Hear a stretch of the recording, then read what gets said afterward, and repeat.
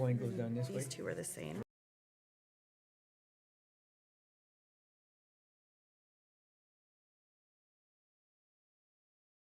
Yeah. Okay, and this is,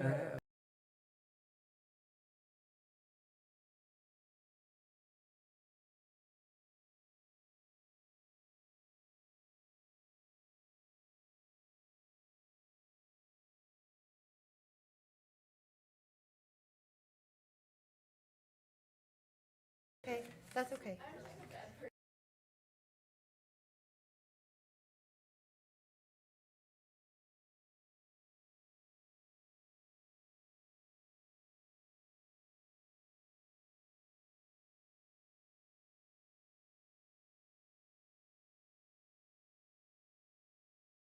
I don't have an agenda, so I'm just gonna have to guess. Well, I mean, just like what to say, but it's okay, I'll just say it. Okay. Oh, okay. Wanna? Okay. I call this meeting to order for the purpose of a special meeting work session. Should I just go right to the first item on our agenda is EV bus proposal by the Pocatello High School Earth Club.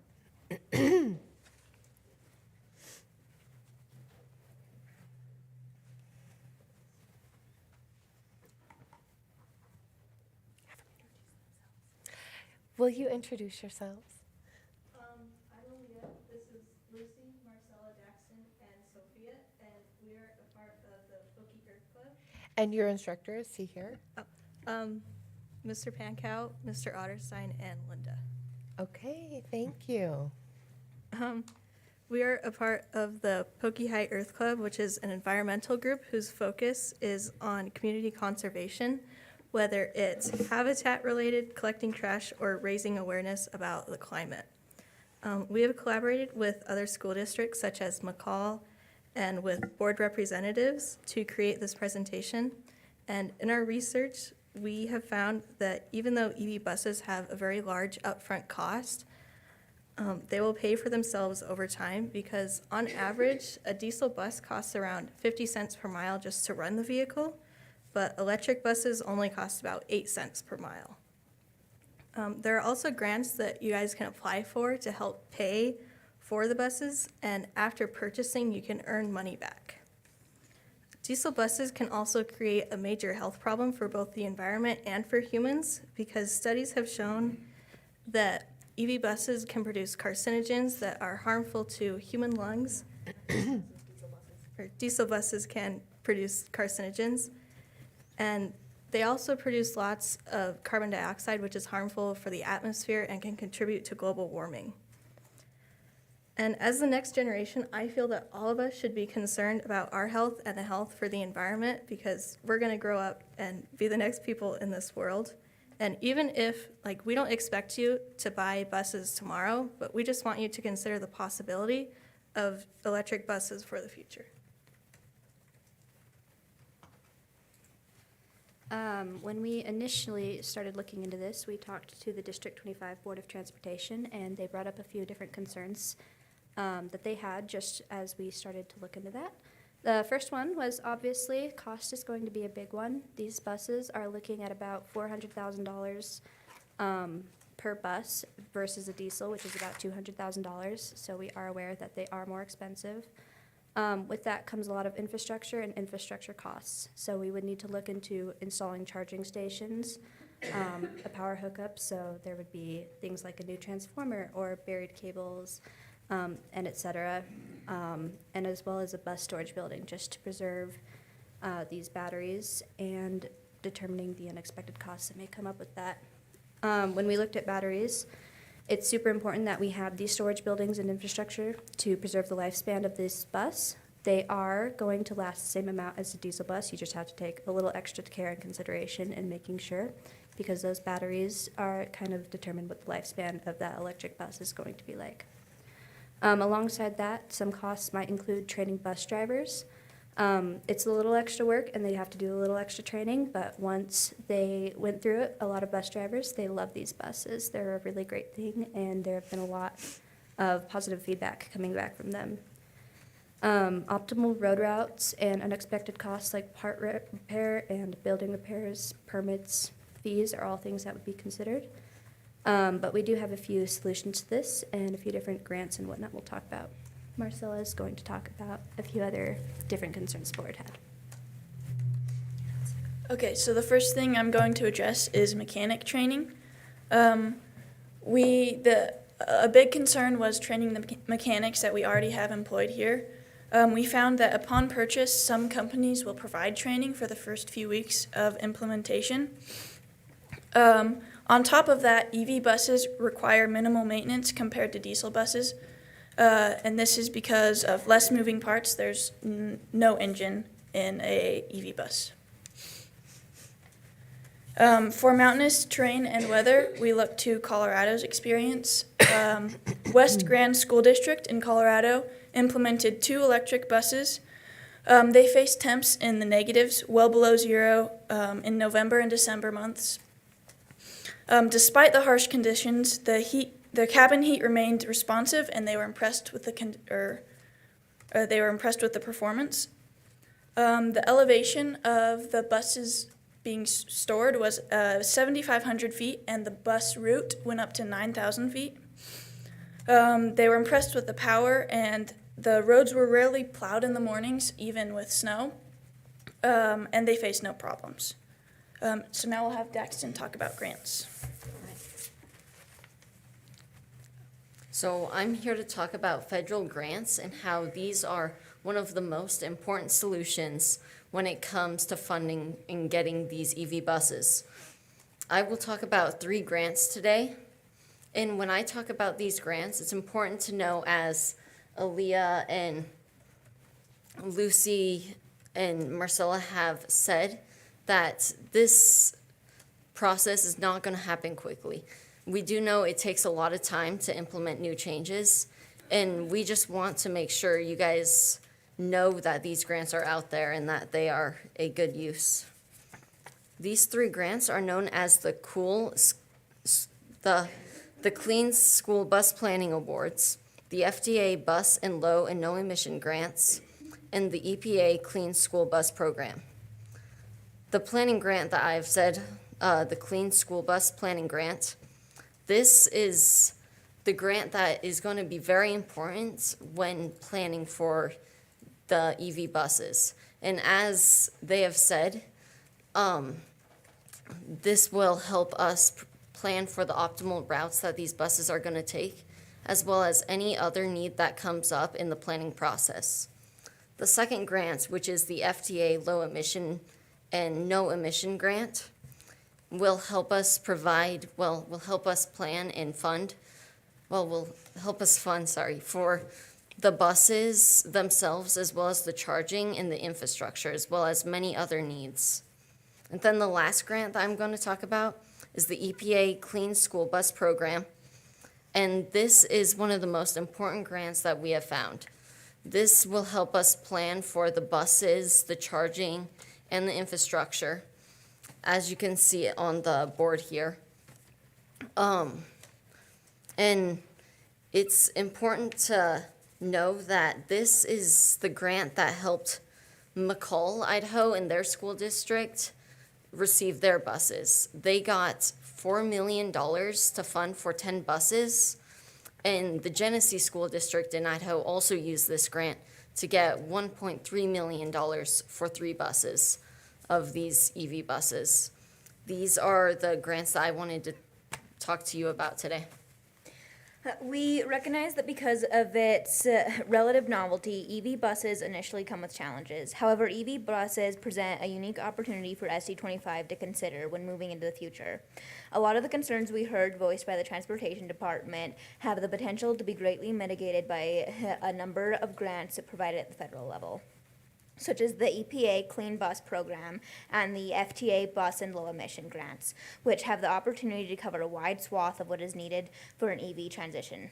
We understand that even with the federal grants, transitioning to EV buses will continue to be a large undertaking. We hope that SD25 will continue to be open to collaborating further with the community in the future. One such opportunity lies with two nonprofits, the Portneuf Resource Council and the Sagebrush Steppe Land Trust. We'd also love to continue this conversation moving forward with SD25. With the information we've brought to you today, we hope that moving forward into the future, you'll be open to the potential EV buses represent. We urge you to look into using the Clean Bus Planning Award for assessing the viability of EV buses in the future of our community and the future of SD25. Thank you. Thank you for your time. Do you have any questions? Thank you. Oh, questions? Yes. I was gonna say, so, gosh, I had a few of them, and I didn't write them down, I should have. So you say, so Sun Valley has done this, how many buses did they end up? So, yeah, the McCall area has, we've talked to their, I think it was their, I don't know if it was a principal at their school or a school board member or something, but they received $4 million for 10 EV buses. And they have received those, and I believe that we haven't gotten an update on them. So they've gotten the Like- delivery of the buses already? Yes. And then do you know what the capacity is on the buses? How many students do they hold? It's the same as the diesel. Same? It is the same. Okay. So I that love would this. be. I what mean, was that? Go ahead. I know, I guess we don't have anybody here from our transportation department, do we? But- Jonathan. Oh, as So- the- Yeah. director. Yes. We've So- looked at it, or there has been some, but I would love to hear more. So the Clean School Bus Act, did that expire in 2023? As far as I know, I think it's still active. It's still active, okay. So I guess they stopped, in August, they stopped taking applications for last year. And, It's possible. yeah, well, I own an electric car. I've had one for 4 years, put about 40,000 miles on it, and I really enjoy it. And so I did some research on this. I'm very impressed with the work you guys have done. I'm really glad you came here to talk to us.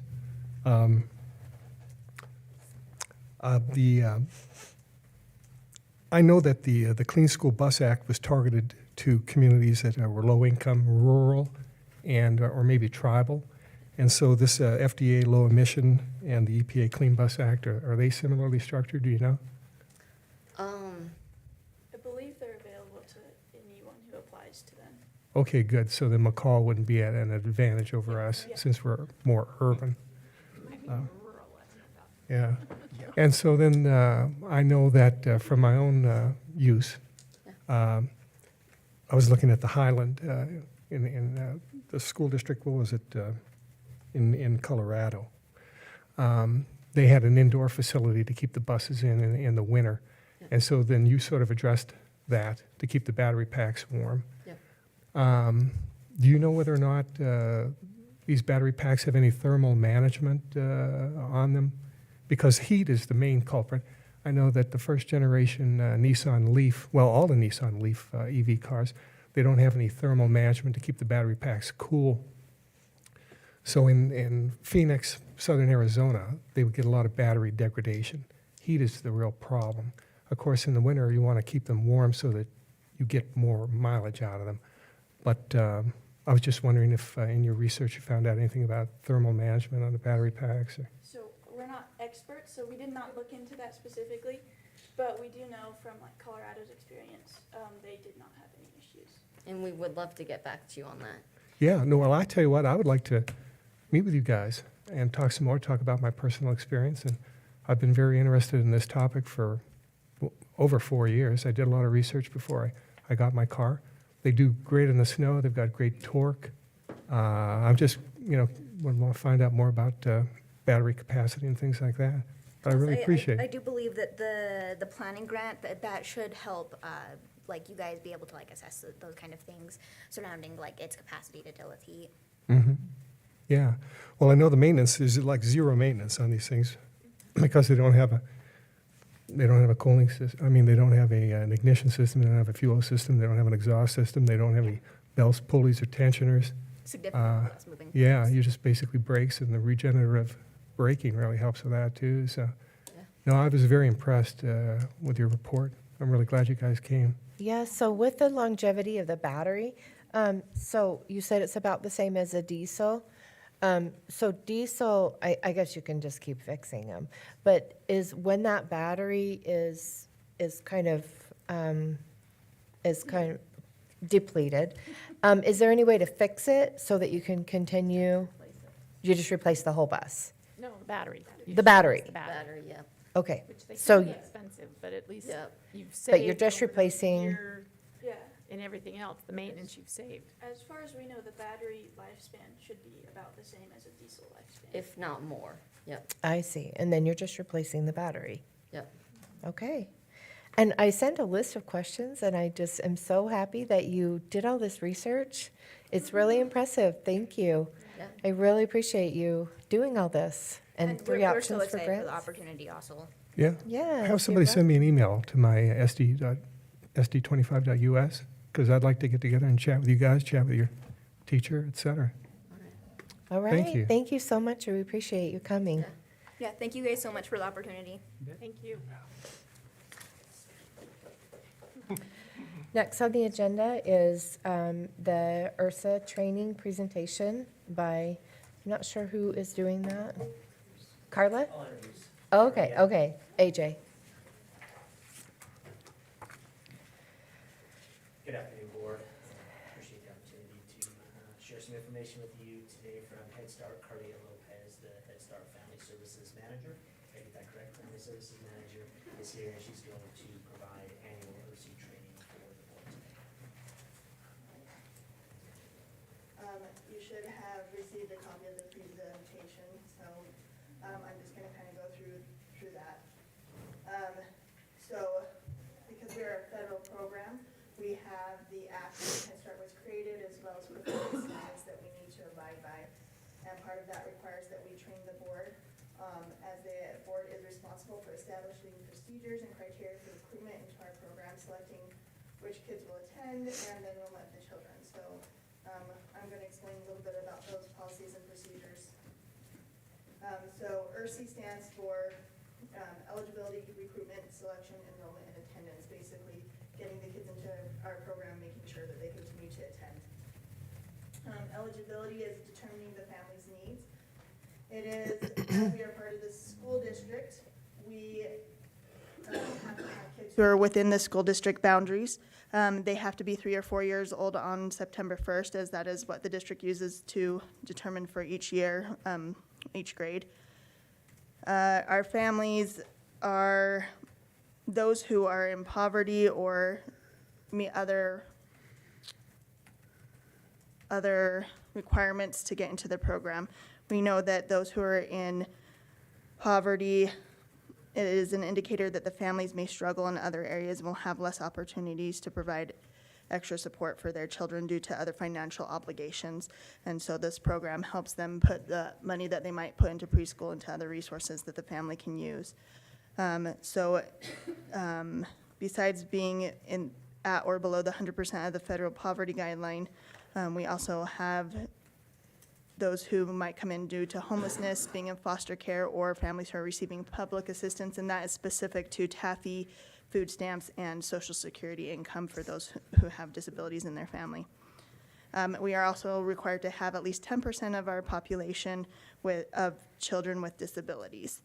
And so we make sure that a lot of those are kids with speech. We work closely with the early intervention program to make sure that we are fitting the kids into the best program if they are going between those two preschool programs. And we provide services a little differently. Our class sizes are bigger, so we look at all of that. And then we ultimately look for those who have the greatest needs. We have what we call an ERSI committee meeting yearly, where we meet with members of the community and parents and to decide what are our community's greatest needs and weight that into who comes into our program. And this year we had that meeting on the 26th of January. So For recruitment, we've been working really closely with the district. Our numbers are lower this year than they have been, so we've been trying to find different ways to get more students. We are able to keep at 100% enrollment, but our wait list is not as big as we'd like it to be. So we've been working at different ways that we can get more applications for our program. We know that the numbers are out there. Statistics show that we do have the population out there, and just making sure we're reaching those families and letting them know that this program's there. Can I ask you how you do that? How do you reach out? Because obviously a lot of these kids aren't in school yet, so it wouldn't be through the school. We do, so actually with our kindergarten registration, we sent flyers out to families, so if they knew of somebody or they had younger children, they would know. And we looked at the population of poverty at each school, and we sent out flyers according to that population percentage. We're also working with the district right now to get it on the reader boards that we're accepting applications for families. We work with Cami to get information out on the radio and the newspaper as well. We go to the parks when there's lunches and the free lunches, and we do a lot of recruitment through that. We do agency visits, so a lot of the agencies in the community that we work with, so Family Service Alliance, the homeless shelters, things like that, we go out to them. Health and welfare is another big one. And we would take our brochures out to them so that they can reach out to their families who know would qualify for our program, and they do a lot of outreach that way as well. Do you, can I just, No, you're so are you going like to the free clinic and the children's? Yes.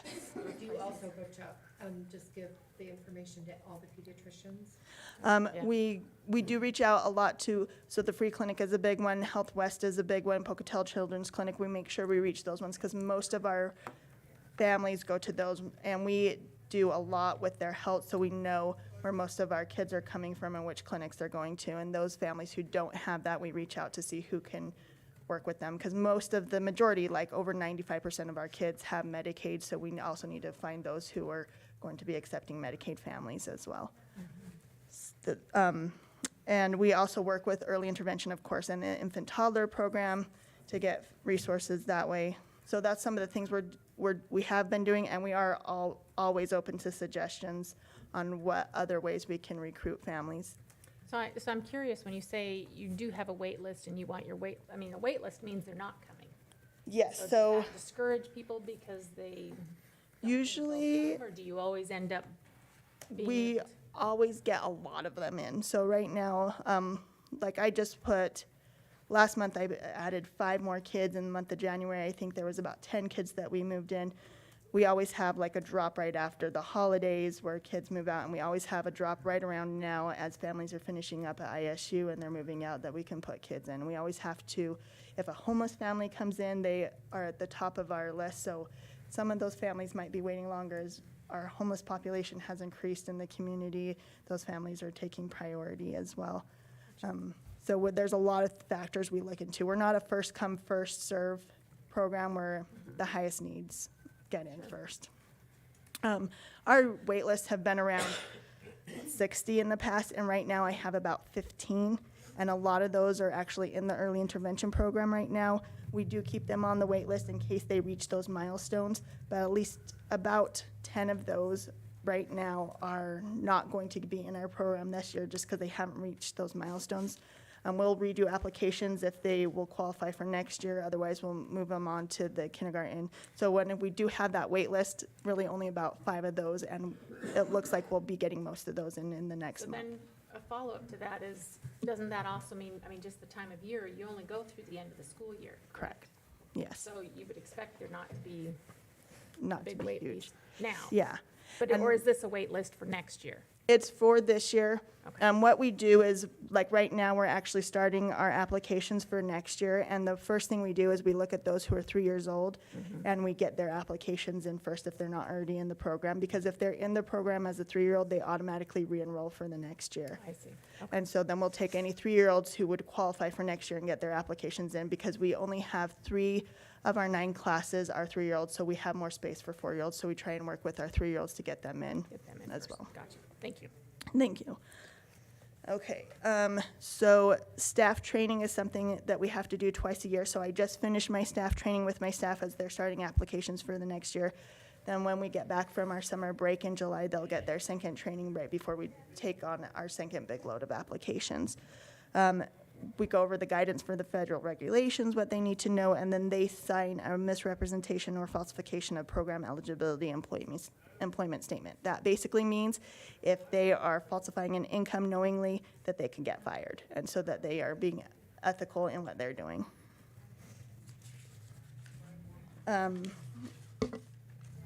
Our application, I've gone through a lot of this with you, so we just have to make sure that we have legal documentation, that we know that these kids are who they're supposed to be with.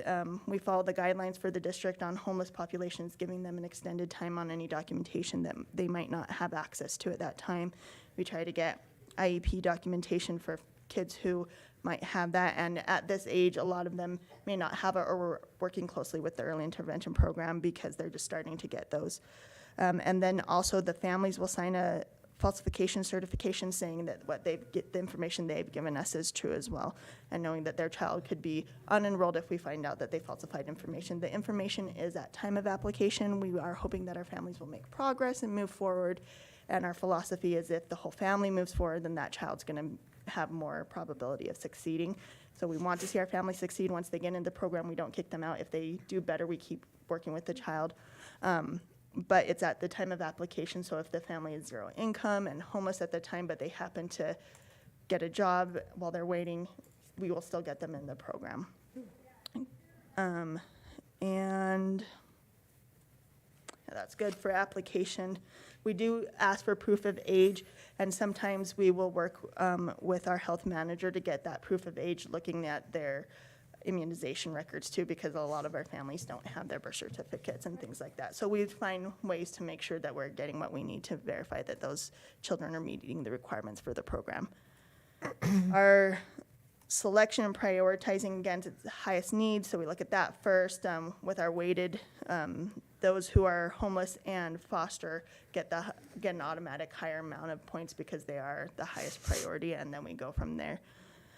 Age, enrollment information, and the ranked waiting list is how we determine who's next on the list when a spot opens up.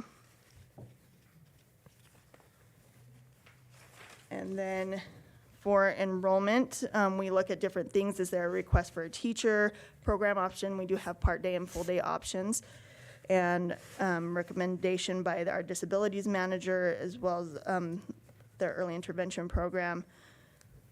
Then we meet with parents about any nutrition needs they may have and medical history. We get permission signatures during enrollment, introduction to our family services, because again, we work with the entire family and not just the child in this program. And then we go over attendance and what is required for that and what we want them to see. And we know that if we can help them improve their attendance in preschool, it actually will reflect on their ability to graduate later on if they can improve that in the preschool years. So we would try and make a priority of that. The attendance is just our monthly ADA. If it falls below 85%, then we will look at the reasons why. Right now, we only have 2 of our 4 bus drivers for Head Start, so we aren't able to transport as many families as we have in the past, and so that has been a struggle that we've dealt with this year, and so we're looking constantly on how we can make that work, and our bus drivers have been great. We have had a few kids that that have come in a little late and left a little early just so we can help with that transportation, and it only docks about 15 minutes off getting there and coming back just so we can get more kids in. And so we. Is that because we don't have enough bus drivers? Correct. Yes. I've been, And so I wanted to ask you about the ADA. So does that affect, is your funding affected by attendance? It can be if we don't do anything about it, but we keep record and we show that we're working with families and what we're doing. We do attendance plans with any families who have low attendance, and if they're really just not willing to bring their child in, then we look at what other options might be available. We know in Pocatello there's not a ton of options around here, but sometimes it's just maybe the child's not ready and we will work with them for next year.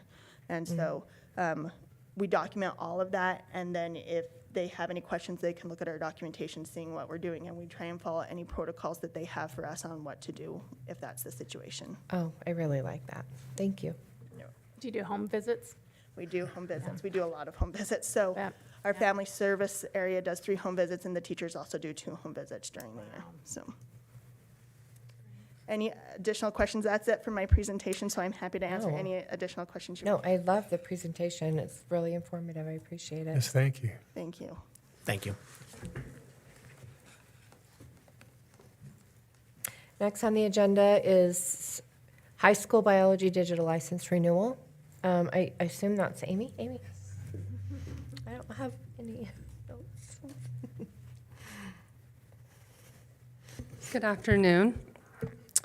You'll see in your packet that there was a memo, a board memo for high school biology digital license renewal.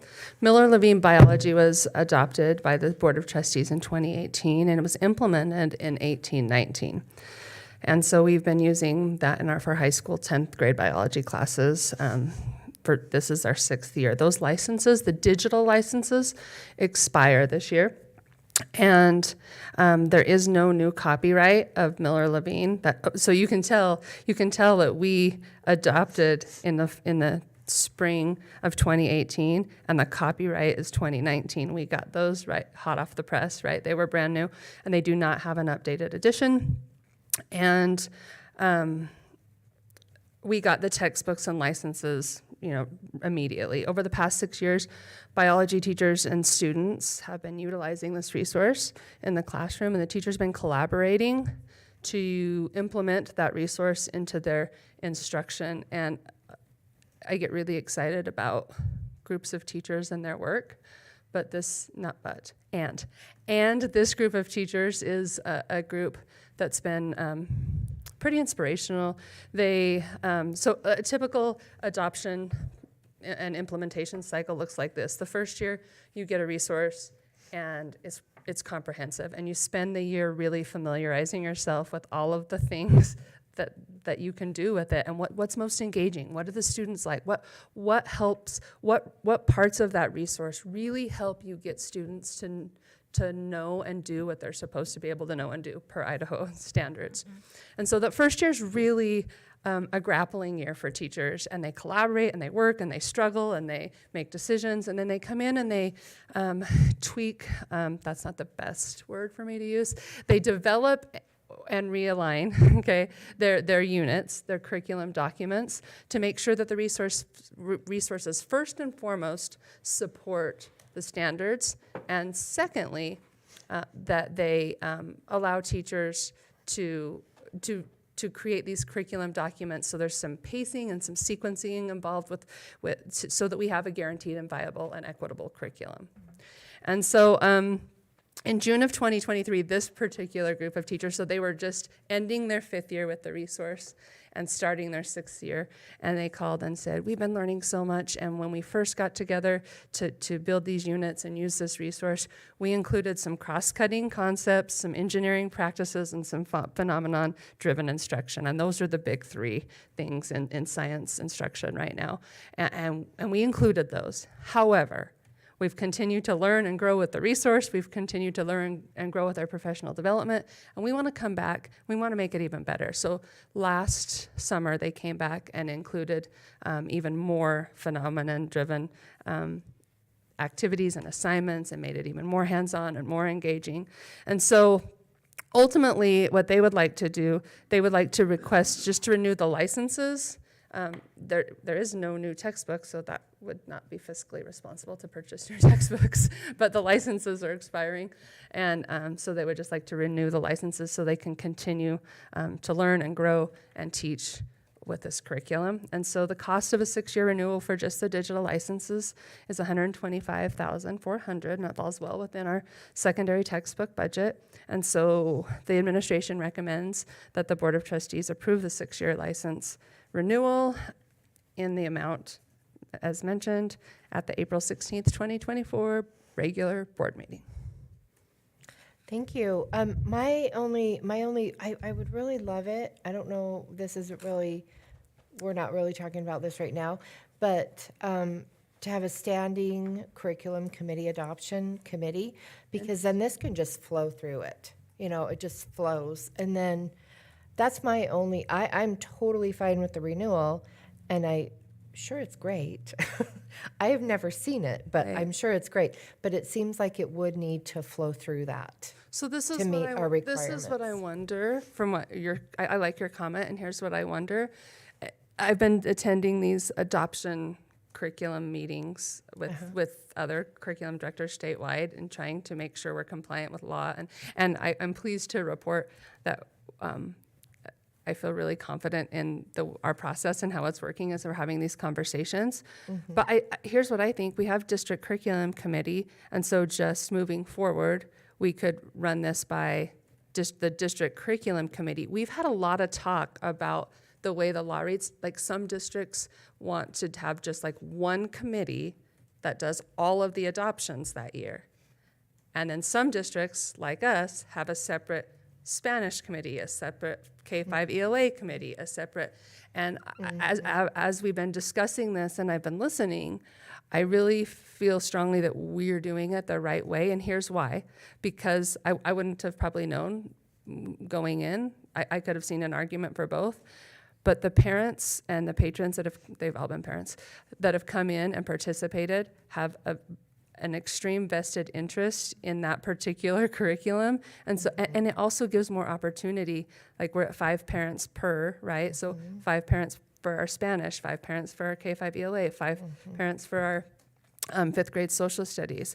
So I think in my recommendation, I would recommend that we continue choosing specific adoption committees, but for an extension, I think it's a really good idea to run the extension through the standing district curriculum committee. As just, and teachers would love to do that. Teachers would love to take a few minutes and say, here's our rationale for an extension, and then get the stamp of approval, and then that would just be one other layer before bringing it to the board. So I love the single adoption, like what you've been doing. I think it's worked so well, and you've done a really, really good job with that for major adoption. Right. For small things that are just constant, just renewals of licenses, Yeah. Just kind of constant. So I think we should keep doing exactly what you're doing with major adoptions. I love it. And I think it's run so smoothly, but according to the law, everything is supposed to go through that makeup of the adoption committee, all curriculum. So I think it could be really cumbersome, if There's we some did have, just kind of a standing elementary, standing, secondary or whatever that can just can you just review all of these things as they come? Yeah. And I think it would just flow, and then we're in compliance. And you They don't get to think that would see- work at the district curriculum Well, the committee? You would district prefer? curriculum committee is great, and I see the purpose of that 100%. You got to put course numbers to new program, to new classes, all of these things. But it doesn't meet the standard of the law as far as the curriculum adoption committee. Right. So as I The district understand, curriculum committee has a huge role. The most important, not the most Yeah. important. I'd say it's a different role. right. I would say. So I've learned a lot through these adoption webinars that are taking place monthly. And one of what you're talking about has been one of the questions, is the interpretation of the law that everything has to go through an adoption committee, and it's just the adoption. So there's nothing in statute, and we've talked about this is why I can answer it with confidence. There's nothing in statute or board policy or our own board policy that says that we have to go to an adoption on a certain time, like after 6 years or after 8 years or after so we bring things to adoption when it's time, when it's fiscally responsible to do so, and it's best for students and teachers. That's when something goes to a formal adoption, and that's when we have to meet the compliance of the law. So just I want you to understand that, because Right. it's something that we've really talked about and that I've learned. So, but all of that being said, if the board prefers to have another committee that previews extensions, I guess is what they would. Well, it would be more than just extensions, because has anything changed from when it was adopted in 2018 to the new curriculum now? No, there's not an updated copy, right? It's the same So that copy. Right? the digital I understand the physical books haven't been So the updated. the but the digital has a digital? copyright as well, and it's 2019. And the only thing, and this is any platform, the only thing that would happen would be some digital enhancements. So like usability, like the dashboard we've improved because they're always trying to sell their product. Like just because we bought it in 2018 doesn't mean somebody else wants to buy it in 2020. So the content hasn't changed. So I would just hate to put something through another committee again that's already been approved through a committee. I'll say it this way. The content of this curriculum has been approved by a committee. Okay, It so hasn't I just changed with noticed what anything. you were saying, that the new lessons and the new, the new things that it has, that have been added. Not new lessons, new, like, it's usability, like, it's more user-friendly. see. It's that you can click here and see, it's more accessible. Operating system. Yeah, So, they yeah, continually that improve part- those things. That part is a non-issue. That's why they put a copyright on the digital licenses, so that we know we're using digital licenses that are copyrighted in 2019 that match our textbook exactly. They're I both see. copyrighted. The content and the curriculum has not changed. I see. That makes sense. Because I know all digital aspects of curriculum isn't that way. It is constantly being updated yearly. So that would be where it would need to, I think. Most of the continuously publishers flow. that we work with will copyright those digital materials so that we'll know, so that we can say, oh, maybe the content's changed and maybe we need to look at this differently. But in this particular case, the content and the curriculum has not changed. And they just want to extend for 6 years so they can and really so they can continue the really awesome, amazing work that they're doing. So Yeah, oh yeah, I have no doubt. So, guys want to weigh in? Like, any other comments? Okay, thank you, okay, thank Amy. you. Okay, next on the agenda is the proposed budget adjustments for 2024 and 2025. Jonathan Balls. Good afternoon, Board. Appreciate your time. Next Tuesday, we are going to have a budget hearing where we are going to do our annual budget amendments that we typically do in March or April. And so I'm here today to kind of review some of these adjustments there for you.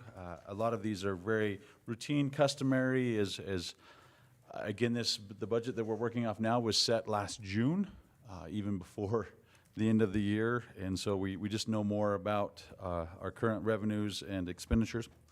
So before you, there's, I believe, 2 documents. One is the notice of budget hearing that appeared in the April 6th Idaho State Journal, and that's that shows our summary statement.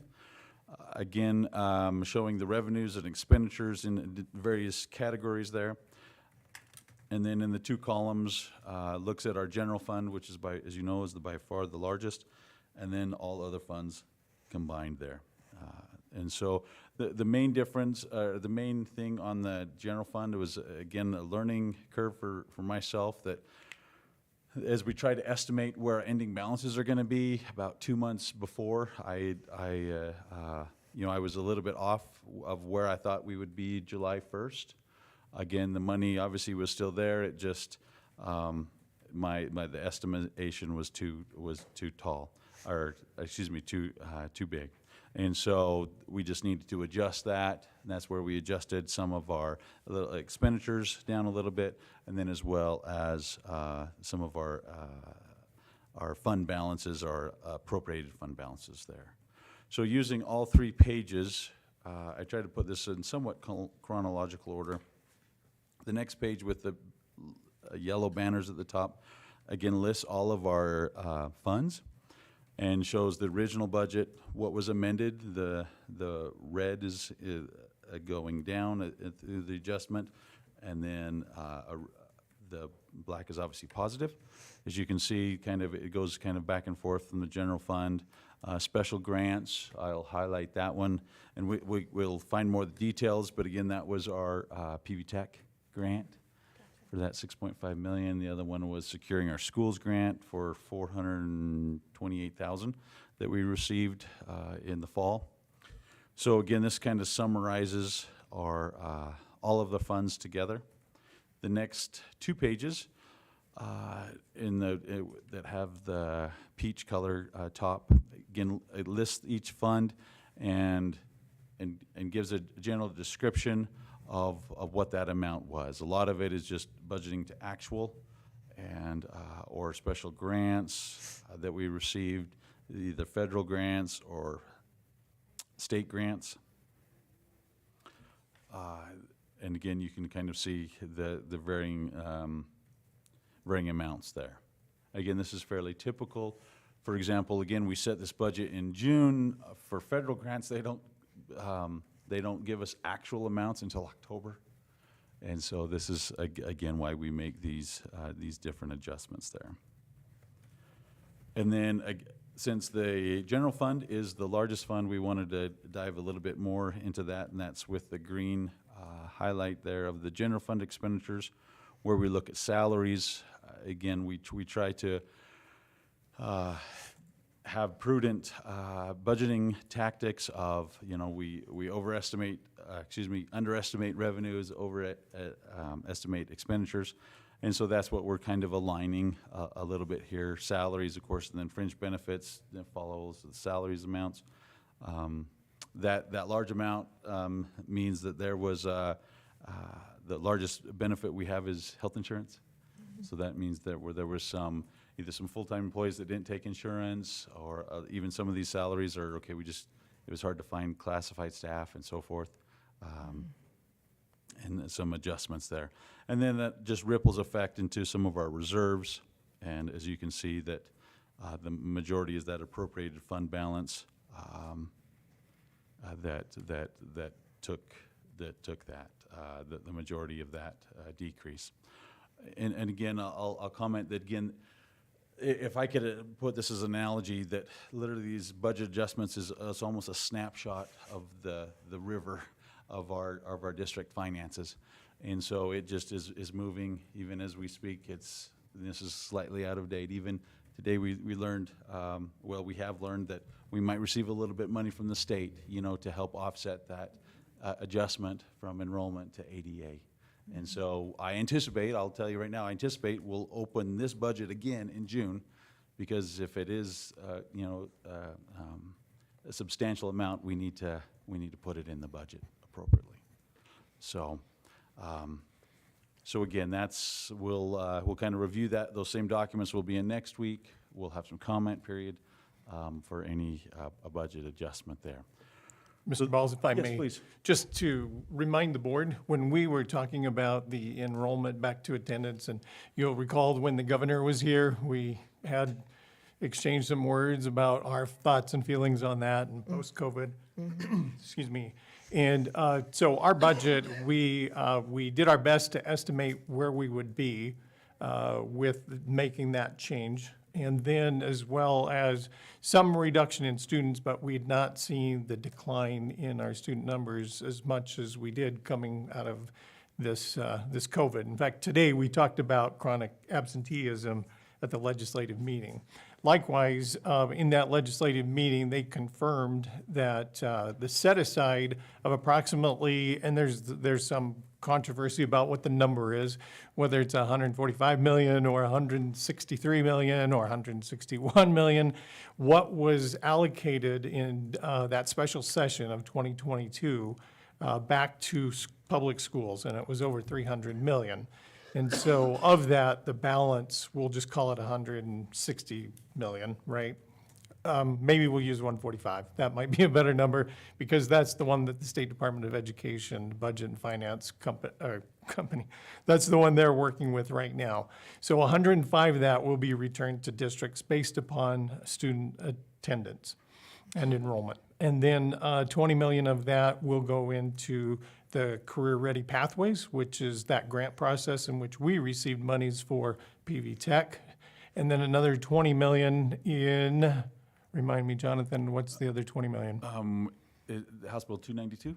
Yes, to go back in addition to the 292 or Law 33911 on the supplemental levy for us. That's how that money is returned to our taxpayers. So that has a bump or a potential bump another opportunity to enhance that for our taxpaying community. And so with But that that, wouldn't go straight to paying the levy. I think it you would. said that. Mhm. Yeah, I think you said that. Sorry, in a So in roundabout other way. words, reducing. So property that tax. 105 difference, what we will anticipate will make up a pretty substantial amount in regard to the deficit that we're showing right here. So I feel very confident, and Mr. Balls does as well, in sharing that with you. So that'll bring our appropriated fund balance back up to a number close to what it was in the previous year. Thank you. And as Mr. Ball said too, we'll be likely bringing this back to you for another look prior to adopting the budget for the fiscal year '25 as well. So the other half of this presentation is, again, as Dr. Howell mentioned, we're looking at our current year budget, but we're also preparing for the next year's budget. Myself and the other directors and coordinators are working to look at their staffing needs, their different textbook adoptions and so forth for next year. And part of that is looking at our fee increases. Again, if the fee is over 5%, we have to publicize that in the paper twice, and then I'll get some comment on that. And a lot of times, we just obviously want to be transparent if we're raising any of our fees that might impact our learners or our adult patrons there. And so in front of you is a table full of some fees there. Again, the first 5 are with school lunch. This is, we get a tool from the USDA that kind of says, okay, here's your average price, here's how many lunches you serve for free and reduced kids, and also full paying kids. Because again, the USDA is really adamant that our free and reduced kids don't subsidize those that can pay full price. So the most that we can raise that is 10 cents. When we look at this tool, we're supposed to raise it even more, but since we are positive, the food service program is self-sustaining. It is not taking any of general fund dollars. And so with this 10 cents, we feel this will still get us a little bit closer to this amount that we need to be at, but yet will help offset some of the costs, as you know, that has gone up. So a question is, does it make money? We do have Are we in- we do have a surplus coming out of COVID. So But year over year, does it make year money? over year, it has been tighter before COVID. So yes, we are in the black. We don't. What do you say? But is it just more, just kind of an emergency savings kind of a thing? Or does it doesn't actually make money that goes outside of school lunch? Correct. Yeah, we don't, these prices are not so high that we're not gouging, our learners or our adults or anything like that. It does stay within school lunch. For example, we bought new freezers last year. That was bought with this money. We need to buy some food delivery trucks. Trucks that we have are fairly old. Well, we made enough money to be able to buy that. Again, Okay. they're really self-sustaining I and see. so forth. So yes, they do make a little money there, but it's not that we don't make an absorbent amount there. Jonathan, when was the last time did we do this last year? We did. It was 15 cents last year. Prior to that, there was no price increase, and then before that was the COVID, where it was free to everybody. One thing is the credit card charge. Yes. Do we have to raise that? So we are losing money. Oh, is that, because I'm wondering if we can just make it the same as what the credit cards charge us. Okay, so the hard part with that is what they charge us is a percentage plus 35 cents. Right. And it's that darn 35 cents, and it just depends on the average, right? Oh, If it's how does that work? If it's a lower amount, we're we're losing some money, but if it's a higher amount, you know, we need to be consistent across. This is what we would charge if a parent goes into infant campus to Right. pay some fees and they want to use a credit card. I will mention that there's other options. Obviously, they can pay with cash. So it's ACH, do we charge these fees for an ACH? Not these fees. We didn't need to raise those, but yeah, I believe there's a small fee for ACH, but it's much less. But you're telling me that that's no more than what we have to pay the credit Correct, card company? correct. Okay. I At just the wanted to- 4%, we are actually losing money. So it's a food service is a big one, and then we've implemented Infinite Campus. Sue and the schools have implemented that, and I believe that's well received, but we just needed to raise that. Also, sorry, so many questions. You're good. Parking lot fee, $30 an hour Oh, for that's what? Oh, thank you, okay. So For school. if I can just keep going down, so again, the other Oh, one I just sorry. want to mention, no, you're good, because we haven't raised the middle school activity card for quite some time. It was $15, and again, it's annually. They'd like to move it to $25. And so that just helps, you know, referee costs are increasing quite a bit there. So, What do we charge at the high schools for activity cards? I think it's 50, isn't it? 50? I believe? I Yes, don't know, it's a big increase, do we have to, you know, have a big, like, could we do 20? I don't know what the budget is on that specific thing, if it would cover costs or not. This money doesn't, this money stays with the, stays with the schools, and it helps offset the referee costs. So there is not an additional fund that they have for their sporting activities other than this So there's the middle school activity fee, and then there's the participation fee, I participation? believe is So they don't get any other money from the district other than what they sort of raise on their own from Correct. parents, is that correct. right? And even there's a portion that because we're paying for their transportation, there's a portion, you know, so about half that does come to the district. But the district pays for the transportation for all sporting events, is Correct, that correct, right? correct, but Okay, we do well, that's receive good. some- So the individual schools are not charged for that? No, so part of that, previous 2 years ago, 100% of the fees came to the district to pay for coaches, to pay for the transportation and so forth like that. But we were pretty good in our fund balances, so a year ago, we said that they could keep it. And they did some great projects, did some great things for their students. This year, we decided to split it, and we're still deciding on what we'll do next year. So about half of it does come to the So they- district to offset transportation and coaching costs. Oh, So the activity fee is what's charged by a student if they want to attend an event. It's not. That is correct, a it's- card. It's and not they- a teacher activity card or a parent activity card. It's, well, Excellent. I know. question. Well, I believe these are this has been a students. long time I'm since missing I've my, been- This my is, companion yeah, here. this but, is a There- student activity Yes, it is card student. fee. Yeah, in the middle schools, was that included in that thing we approved last year, the family activity fees? That you could get a family activity card? Is that just high school or is that middle just school? high school. That one Yeah, was- Okay, that one's just high school, okay. it was. So this one is $25 for each student, and then they don't pay for games, but the parents do. Yes. In the Is that middle right? school, Sue? Okay, thank you. Oh, they do? Yeah. Or don't? No, the They way don't that you pay. said it, yeah. Students Okay. don't pay, parents do. But wait, students don't pay and parents do, if they have this card. Correct, if they have the card. is that right? Nobody pays. Sorry about that.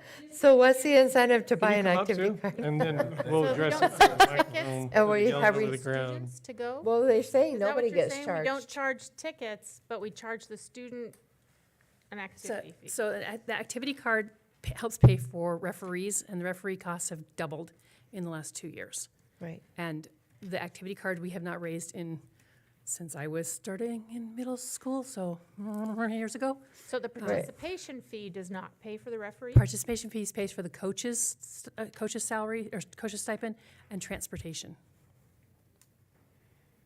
I'm more inclined to increase the participation fee. I think they're already too high. It discourages and makes people, like, a lot of people have to either pick one, and so they can't do a fall and a spring sport, they can't do track if they do something else, and they already have to do that.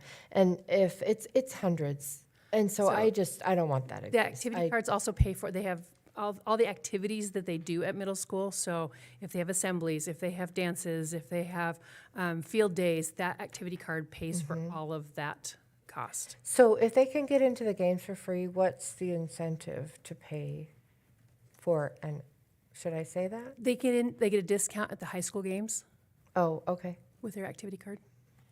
okay. So they don't have to have it in order to attend? Correct. Okay, okay. Okay, thank you. So again, these are, this is no action for right now. And Okay. so we could, if it, it'll be on next week's agenda as well. Okay. But even, For We're still even if The we could bottom split three it, items. even if we could split it and go to 20, that would help significantly. I think that's where I think the jump on the activity card is too high. I was feeling the I'm same okay way. with an adult price on lunch increase, but not on the students. I mean, I think the thing we hear is how strapped people are. I don't know how anybody else feels, but. Yeah, I mean, it's so students, hard. You know, that's a tough one. So you're going back to food service then? Okay, yeah. okay. I was gonna So- wait till you finished your list. No, you're good, Yeah, you're I good. mean, I think the student lunches, you know, food scarcity, especially after what happened recently with the legislature turning money away for it. I mean, it just, And I do understand, some of especially it, if we just did it last year. some of it the state is gonna ask us, because again, there's that gap of, again, we just can't have the free and reduced kids subsidize the full paying kids. So they ask us to, I mean, so we maybe, So what do you mean by that? Because we receive funding for the free and reduced. correct, They correct. don't want that funding. To To pay offset, for- offset the kids that. So then the that formula. can't The do cost it. of food. So the formula is meant to, make sure Right. that And doesn't I happen. didn't share this, but it's, it's actually 20, no, forgive me, 18 cents is what we should be at. But again, the law says we can only, I mean, we could. We could go all the way, but at a minimum, we only have to go up 10 cents. And That's so the minimum that the law says, Correct. in order Correct. to be So- in 'cause compliance. I'm worried about the same thing, absolutely, you know. How many And kids are so- eating the lunch and not just throwing it away? Well, we can't control the for throwing away. I know, But I'm not worried about that, Yeah, but it I just- am it's a worried hard about one. kids getting lunch. We can't just tack more onto the adult lunch. Well, they go hungry too. Yeah. Well, I mean, we're talking about teachers here. When we're talking about the adult lunch, it's Yeah. mostly teachers, right? so Right. that makes sense. I understand that I one, don't but wanna- I don't do wanna think add the any more to activity that card, either. That's a huge jump. Like I said, Okay. even if we could, Got- if we could split, that would. And we don't do multiple family, discount for multiple students? Not usually for activity cards. But if it was 20, I feel fine with the increase to, if you feel like So, that so would be. again, nothing for okay. action Anything would now. help. But Okay. yeah, let's Yeah. visit Okay. and then. Are the Tanya middle will also school be here. administrators going to be mad if we No. say that we, No. I mean, I just feel sorry for the kids. Right, I mean, that's, well, And it's the the parents, it's parents. the parents that I'm thinking about. It 'Cause, You is, know, if you've it's got so 4 or 5 expensive. kids, and I mean, I know that there's funding and not everybody knows how to access that, but at the same time, it's, I mean, I've written many of those checks. and Oh, yeah. It's a sting It is. for free education. And I get it, these are the activities, so Correct. explain now the parking lot. Okay, the parking lot. out. Yeah, okay, yeah, I got this one. So the parking lot is actually kind of extension of what the food truck craze is. What we had is that people wanted to, okay, we've got Saturday Parks and Rec Right. basketball games. Hey, I'd like to come put in your parking lot and sell Burrito. my. Oh, my so that's a stuff. food truck charge. Or any, yes, so, oh, I see what you said there. Yeah, I said parking lot, but yeah, we could, yeah, anybody that wants to use our parking lot to benefit. Vendor. To sell to- stuff. To sell stuff, yes. Okay, Exactly. okay, so And it so, is that's where I basically, said, okay, and again, if so it's. parking lot sales. I like that, I will. Or something. I could add that I don't know clarification. what you want. Well, it's already in the paper as parking lot, so yeah, Oh, I see okay. that's a little Whatever you- ambiguous there. Yeah, Just any kind of a vendor. Yes, a vendor, And it's yes. per vendor, not per event. Correct. It's actually $30 per hour. that Per we're vendor. Correct. Now, if it's one of our clubs, if it's one of our teams that want to do that on a great. For a fundraising? Yeah, that's free, because Oh. again, our people, our clubs can use it there. So, but this would be kind of our community partners for profit. Mm-hmm. Even if they say, oh, we're gonna donate some to this high So school. where is club. this demand, I mean, I can see probably over at Downer, well, the Pokey parking lot. So again, they tie it to the activity in the school. So we don't When let them. there's a soccer tournament. Yeah, or- whatever public event, typically it's Parks and Rec. Our gyms, Irving, it's busy almost Because there's every not weekend. really a place to eat close by, right Correct, there. Sure. And So it's- maybe it- that's- it came up, and I don't know how much it will be used, but then we thought, I was well, we gonna ask probably how- should what's just the have a. demand for it right now? We don't. Yeah, I don't know. It was Okay. just a thought Yeah, we would do that. I'm good with that. And the other two are kind of the same ones. Again, we have these great scoreboards. We wanted to, these huge video scoreboards at Lookout Stadium and at Century High School. And so we just wanted to put, okay, if you want this scoreboard there, these are the rates, plus the more expensive is the scoreboard technician, because we need. And these are some- for only private events. That is correct as well. Okay. No school is charged for Correct. anything. If Okay. if it's a nonprofit, it's one of our teams, of course not, yeah. Okay. Thank So you. that's what that is. Again, help us for the next year. It'll be up for action Forever to next get week. through one. So any change it, yep. Okay. I think I'll sit here maybe. or Okay, you will ready I- to go or- on to the next item on the agenda is the Highland Rebuild and Design Committee update, is I that just want to right? be here. I mean, if you want to Jonathan? take that, or if you, Go ahead. Madam Chair. Well, Trustee Clark, update the well, we met last week and I'm not sure what has not been already said. The core committee is made up of, is this what you want me to go over? Whatever it's you made think up the of? rest Give of a the board. synopsis for Jay for So Ray the and core Jen. committee, I think Just everybody combine it knows, is the director of business operations. It's kind of a representative group from the district and the school. So district admin, high school admin, Highland admin, athletic director, and then the staff would be the drama coach, the track coach, band teacher, science teacher, and then right there in the yellow, if you see that, to be decided, an athletic coach. Because we didn't add the drama coach on to begin with, because we weren't thinking, you were thinking what spaces burned.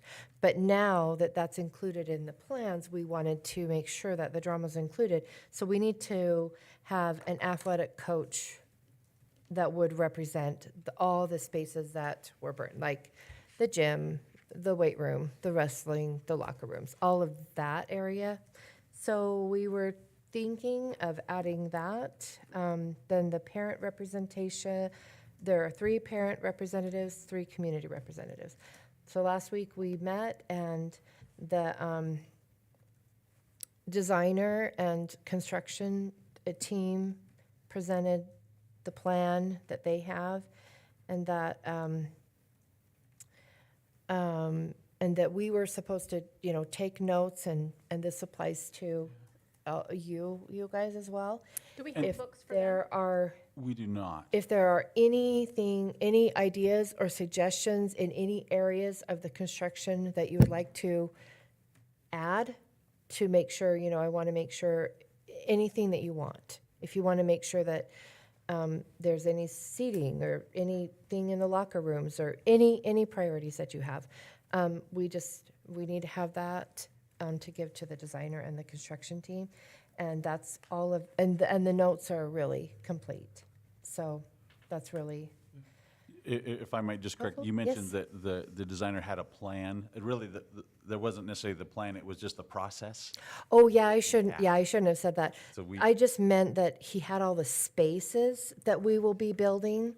And in all the spaces, you can make any suggestions that you want so that when he goes to put together a plan, all those spaces will include as many suggestions that have come from the committee and the board. Of course, final approval of everything would just be the board, but all the suggestions that are put forward. Okay. He will try to include those things. Yeah, it was a really good meeting. And then Friday, you want to mention Yeah. Friday? Friday, we toured the other 3 6As in our neighborhood, so Thunder Ridge, Madison, and Rigby? Rigby. And that was really helpful, and we have on the docket to tour Century and Pokey, and then also, next meeting, we'll be meeting at Highland, not this meeting tomorrow, but next meeting we'll be meeting at Highland, so that when we're talking about science rooms, everybody can go look at the science rooms and see, okay, so what are the needs here? What have we got, and what is our goal? Yeah. And then we can also see how things will connect when we're talking about the design. I think what was really helpful for me, other than seeing them physically, was also being able to talk to the teachers there and say, okay, what did you like? What would you do different now that you've been in this school for 10 years? And so, what I'm hoping is at the end of all this, we're gonna have the best of, all worlds, Yep. where we can, where mistakes may have been made, or shortcuts, or things that they could or couldn't do without. I mean, it was really thorough. It was really good. But now, I don't have enough of a concept of what's at Highland, or what was at Highland Yep. So we'll, Right. to know, so. Right. And this committee, this is a board committee that we put together, and the whole purpose of this committee was to be very representative. It's got, the plant facilities coordinator, but then, of course, our designer and our construction. But then it also has, coaches, teachers, parents, and community members. So we've gotten feedback, well, anyway, the feedback has been mostly positive because they can see that this is a very representative, and we let the parents and the community representatives know you're now representing a lot of people. So it's appropriate for you to talk to a lot of people and get feedback and bring that back to these committee meetings.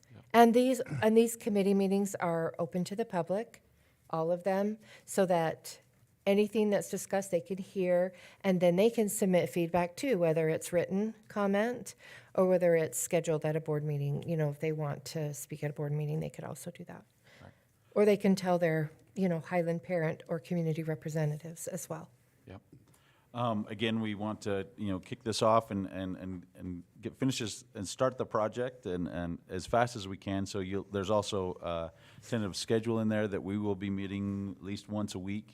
So it might be 7 or 8 days in between, but just, we're in this phase of, getting our architect all the information, all of our wants, and then he'll come up with some different options, and then we'll price them and so forth. So, So Yeah. when we have that meeting schedule approved, that will be in the on the website too, right? yeah, Okay. we'll discuss Just so that if any tomorrow. other members of the public or teachers, parents Absolutely. wanted to come, they could come. Yep. I definitely want to go on the tours of Century and Pocatello High Schools. okay, and look at the okay. facilities. Yeah, So we'll let's discuss make sure that tomorrow we- so we can, we'll. When we have a date, make sure that everybody it's noticed and we could do that. everybody on the board can be Absolutely. there. That'd be great. Okay, thank you. Any other, that was And I all guess had. just next Monday, I guess we need to just update that to say it's at Highland, is that right? Sure. Is that the one that you were talking about? That's what I was. Monday that's at what I 4 was thinking, o'clock? And we can discuss it with the committee and just say, okay, can we meet up there? And then do we kind of put that in conjunction with Pocatello or Central? Yeah, and as well? hopefully between now and Monday, we can have the other tours done. I know it's so much work for the people on this committee, Sure, it but is. we have to move forward.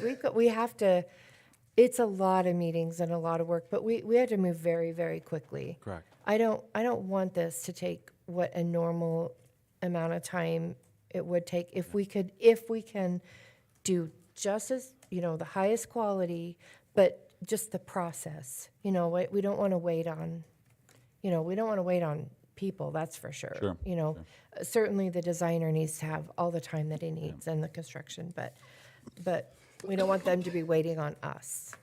Yep, that's We want to move forward as quickly as possible. definitely, for sure. Mr. Balls, can you talk a little bit about the bond language? I think there is some concern Yeah, in the community as well as, I think our board members have tried to field those questions. And if Thank you. you could help answer that, and then the board maybe give us some direction about what they're thinking. Okay, so it's just, and this also came from Ms. Fisher as well, about the kind of the communication regarding the bond. Again, we know it's going to be on that May election. What should we communicate to the, I guess that's where we're looking for direction. What should we communicate with the, regarding this bond? We've had a couple different, discussions internally, but we wanted to kind of see what you said. So we all, consistent with We all, the message that we have we're on all the same agreed page with. upon a message. Correct. We And have the a same unified message message is moving forward. the same one. Yes, please. Would anybody else like to weigh in first? Well, I think we agreed that we were not going to engage in an education effort. I mean, how much money did we spend last time to send out? The board flyers. approved 26,000 and Yeah. we spent under that. I think I spent 17, Uh-huh. between 17 and And so we don't plan on spending any money? No. Good. What I'm more concerned about is what's the message communicated to the public. And I guess I'll just Yep. weigh in on that. Yep, that's what we need. The only reason we voted to go ahead with this bond is because we waited till 15 minutes before our deadline Yep. to submit the written ballot language to the county. And we waited till 4:45 and our deadline was 5:00. And we still had not heard that the bill, House Bill 521, had passed. Even though it had passed, we didn't have that communication from the governor's office. Signed, right. That it had been signed, that it was passed, both houses, but we had not gotten that communication that it had been signed. So the only reason that we decided to vote for that is because we didn't have that assurance of the 521. And the purpose for the bond was to rebuild the Highland. So now that we have that money and the board already voted 3 or 4 weeks ago that money would go to rebuild Highland as opposed to other projects, we've already decided that, and this bond was also for the same thing. So we aren't going to promote that, this is what I would like. I would like to not promote it and to specifically tell the community, thank you. We are not asking for this anymore. And if by any chance it does pass with no promotion whatsoever, that will just simply go to pay, wait, what would that go to? I think Because it's not a bond. that's the hangup Yeah, right there, that question right there that's being asked. Okay, If we're not going because- to educate, we can't promote, we educate. So we will forego the education I was going for to say this to pay off the bond, but it's not going to, But you have to sell the bonds first. Correct. right. Yeah, so we 521 I would don't go think to we'd pay off the anticipate bond. that the bond, would pass. But yes, there is probably a 2.5 month process to sell the bonds. So, But I guess what we had decided, or we had thrown out, is that 521 money would go to pay that bond off so that bond, But we don't Is have that to right? sell it to begin with, right? Is that Correct. what I you're wouldn't saying? We just even- don't sell it, Yeah. so there. oh, so would- it will there just would not never be a come bond. to yeah, fruition. to sell the bonds is going to cost us $50,000. So we wouldn't. So we go just through don't that. even have to take the money. And that's what Right. some of the messaging has said, the board will decide to forego the bond, but I left that a little bit vague so that we can clarify that now that we have 521 to say, we don't need you to vote yes or no. You will see it on the ballot. I have a release all ready to go on that. Thank you. We will plant the seed for future elections that are coming up. And then talk about how we're going to use that 521 money. But I think it's just really important to say, if in the event, in the small, very tiny likelihood that it would pass, we just simply would, because I've seen all We sorts would of just not take answers the and money. comments. Correct. Exactly. We would just not take the money. Yes. So that's what I would like, Yes. because that was what we asked, that was what we needed that money for. We no longer need that money for that specific purpose. Of course, there's always needs, but that's what we were asking Right. for. That's what I would like. So everybody else weigh in and tell everybody, No, that clarification that we just wouldn't sell the bond Right. takes care of it. Yes. And you would want that? You would want that Yeah, I mean, messaging? well, like you say, because the bond is very specific for Highland. Correct, yes. And I think how we apply for the 521, don't you have to be specific?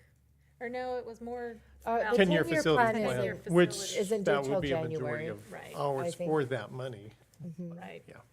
Yeah. But in the the legislature used Highland over and over Right. as an example of why we need that money. So I think it's appropriate that we go ahead and use that money for the purpose that, that we had originally intended. Anyway, any other? No, I think that's good. I mean, we're saying that even in the very remote, practically non-existent possibility that it passes, we are not going to Yes. float the bond, and that we don't need the bond. We're not going to spend any money to educate about the bond. Absolutely. And I think that's exactly the direction that we should go. So thank you for the clarification. Yes. Appreciate that. That's good. Jim, do you have any other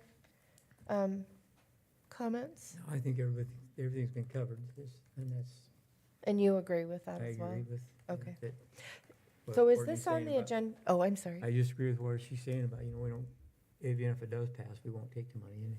But, I mean, seriously, the chances of it passing are probably. Oh, it's a very small but I've already seen that question come up. It's come up in personal conversation. It's come up on Facebook. I just want to make sure that everybody's on the same page and we're all sharing the same communication moving forward. So there's no confusion. It's been a very confusing couple of months with this. And so any clarity that we can add for the public will be really reassuring. How often would you push that message, though? I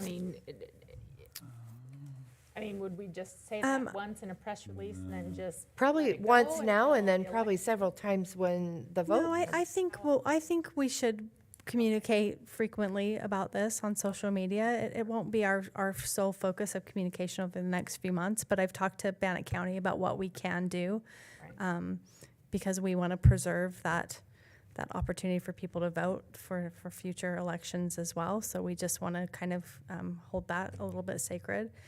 Bannock County was going to look at if we could put something on their website. We can't. I've explored all options. If you don't ask the question, Yeah, you can't promote anything. Can't promote anything no matter what, but we can't put posters, we can't put anything like that on the elections, but they were gonna ask if we could put something on their website. She said there's probably a small chance that won't be okay either, but she was going to ask. So just, promote one way or the other? No. we can can't say educate vote and for that. inform, we cannot No. advocate or promote. You can repeatedly educate the public that we're not going to float the bond, and we're not Yes. encouraging them, or we're not educating them about it to Yeah. pass it. Right. And if they do go vote yes, we won't take the money anyway. Yeah, I don't think Absolutely. you can mention that too often. I understand you don't want to do it excessively, but I don't see any harm. No, I think every time we provide an update, we want to keep our community updated about the progress of the community, the design and rebuild community and that project all along the way. So we'll make Great. sure that message gets out there. Yeah, because I did have a former employee say, "Oh, wouldn't it be great if we had this 521 in money and then this bond passed it?" I said, "No, no, don't go. We're not going there." I've we, heard that we have too. been very honest with our Transparent. community that this is what we need, and we don't need something else at this time, other than what we got from the 521 money, and what we'll need in the future, of course. Yes. Okay, perfect. Thank you for the clarification. I appreciate it. Thank you. Thank you. I'm still sitting. Are you? This. Okay, so PV Tech update. Yeah, Jonathan. this will be quick. So again, Trustee Facer and Trustee Knopf have attended a few meetings. Again, reminder, we have another meeting tomorrow at 1:30 over there. So we're in the biweekly, we call them OAC meetings, owner, architect, contractor meetings, where we look at progress, anything. For example, tomorrow on the agenda, we're talking about where our TVs are going to be mounted, from the ceiling or from the floor. And then as also we're getting into high gear with the interior finishes, and so forth like that. So we're looking at a meeting with interior designer that the architect has got for us to kind of look at that. So Any more updates on staffing? So like, I know there was looking for a construction teacher and changes with that. There she comes. Sorry. I do not know that. So currently, Rhonda and I are finishing up programs for sure that are going to be there next year to find out how much FTE we have left to be able to hire another person. Gotcha. Speaking of CTE, can I bring something else up? Apparently, CTE money was used to get electricity from the greenhouse Oh, to the building at Highland. And so currently, the botany class is unable to use the greenhouse because there's a bit of a yeah, I was in that same conversation. disagreement I have not had a about chance to up. or that they to ask could Sue, not ask use it Brian. because it was that money that was used to get that. So it's sitting there not being used, even though we do have botany classes that could be using it right now. Okay. Yeah. Can we just solve that? We will definitely, that's something that we definitely can solve. Like I said, I just haven't had a chance to bring Oh, that okay. up. And So should we do, instead of talking about it now, you want to talk about it on Tuesday or what do you want to do? Well, I think if you just give us direction, like you just said, solve it, we'll. Oh, okay. We will. We will solve it. All right. Can you solve that? We'll get that and do the best. There are some rules with CTE money. I mean, they are Right. particular there. So we just need to, okay, Do we have to Either reimburse them. yes, we'll have to, find out the rules and then I'll have to go back So and the district verify would that just information. reimburse possibly, or whatever you fix. Correct. Whatever you decide to fix. Okay, thank you. So are we making any progress in forming a CTE committee? Yeah, you and Jim are on it. Yeah, you and Jim. Oh, okay. So, yeah, that's essentially, And then we're going to be talking about potentially hiring people, with Rhonda. oh, yes, and- and then you would get them Yeah, in we hiring. need to figure out how much FTE we have for the programs that we have right now and if there's any extra FTE or not. So, Okay. And then you would involve. yes, Yeah. and then you guys are, Correct. yes, absolutely, in the middle of that one. So expand on that just slightly. Because this is an entirely separate, it has its own funding, Does Those not pay for FTE any staffing. you can't use it for staffing. Interesting. Very much so. In fact, I just talked to Rhonda last week. We were at a meeting together, a breakfast meeting, and I visited with her and said that has to be our next lobbying effort because they'll supply the supplies. They will fund. Electricity. Yeah, Yeah. they'll fund a Extra lot of cost. equipment and then through some different grants, but it's the personnel where we're really lacking. And across the state, as we learned today, as far as what the state funds, we call them units, but you could almost equate a unit to a teacher. And we're about 400 down across the state.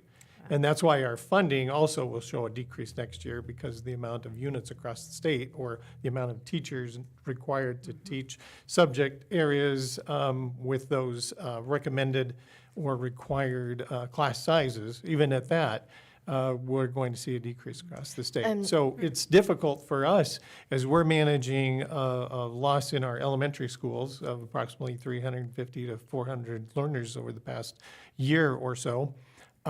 So we are, through attrition, we're making up the difference. We're not filling probably about 6 to 10 of our positions this year at the elementary level.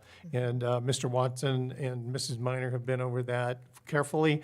In fact, we're looking maybe just a little bit further because again, you saw on that appropriated fund balance and also on the personnel costs that we're a little bit in the red.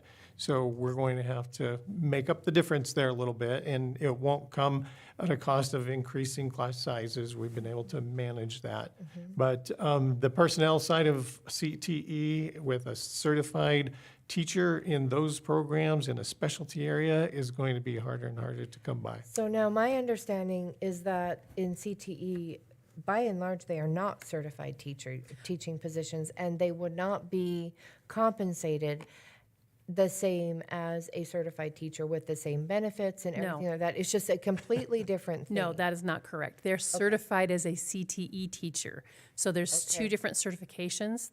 There's an instructional certification, actually there's three, instructional, people personnel, and then there's a CTE credential. And the people that are CTE credentialed can only teach CTE, those specific CTE classes. So it's So the that same just came up teaching, in it's the the same meeting. everything. That came up in the meeting this Yeah. morning. So It's- thanks for that clarification, but they would not be compensated the same as a certified They- teacher. No, they are compensated the same. Actually, they're compensated in some cases a little more. Little more. I guess based on their Because we can't- profession. We wouldn't be able to get them. And they have specific bonuses for hiring CTE teachers to get them out of their industry and into school teaching. I see. So Because they'd make more in the industry than, Uh-huh. we need them. So much the same as college professors. Mm-hmm. Okay, I understand that. Yep. Interesting. Yep. Thank you. Yep. Question. Yep, thank you for the clarification, and I didn't know that. Always learning. Yeah. We're always learning. Okay, so are we Yep. next on the agenda is is that right? Yeah. Yeah. Proposed policy revision, policy 5201, school facility addendum. So what, this wasn't something that was proposed from the board. It was recommended from the administration. So maybe, can I just turn the time over to Absolutely, Madam you, Chair. and you can explain kind of where this came Yes, from and why? I would be happy to. So the background really goes back into recent years where, as we've all seen and experienced culturally, a little bit of some shifts and whether you can put all sorts of terms on it, but at Century High School and maybe even Highland High School, I can't remember which school it was, we had some pickup trucks that were going through the parking lots and around, and they were displaying Confederate flags and "Don't Tread on Me," and they were just hanging off the back. So we contacted our legal counsel at the time and asked for a little bit of guidance. How do we, work through this? And of course, this was probably 2 to 3 years ago, and the counsel that we were giving was given just to maintain a neutral buildings, property, classroom. And so that's how we approached it with these learners who were, joyriding through our parking lots. And so we seem to be managing that all right. And then I know that just in the last year, one of the board members approached me and asked about classroom displays. And then the signage for the clubs that were there, whether it's the GSA Club or Human Rights Club. There was a particular display that outlined or mentioned LGBTQ. And I said, we haven't really gone down that road. And so we hadn't really done much with it. In light of, as you can imagine, this political season or campaign season, there's going to be probably some controversial things being brought up. Most recently, a student wearing an inappropriate hat with a negative political message, if you will, was questioned about his, asked to remove it. His response in part of this was, well, what about things that I find offensive? For example, a pride flag. And so Mrs. Pettit and I did our best to navigate that situation, and relying upon the previous direction or counsel that we'd received, we just asked that we try to maintain a neutral classroom, building, property, space for all learners. And so we approached it from that same avenue that we did previously. And subsequent to that, we had the opportunity to meet with the Local Education Association, president and vice president. And so we kind of talked our way through that, and then it became a little bit of, what would be acceptable and what is not acceptable. And I said, unfortunately, the four of us sitting here cannot answer that question. And I said, that would be up to the governing body of the school district. And so then after that, as I tried to look into this and find, okay, what's been done already? And per our conversation, we had talked about this similar topic and legislation running through, at least on the Senate side, of classroom displays and flags and so forth. And it was, my recollection is 31-4, it was voted on the Senate floor to move that legislation forward. However, when it got to the House side, I don't recall if it was House Education or I think it may have been House Ed, but it got to the House side and there was no action taken, and essentially it just died in committee.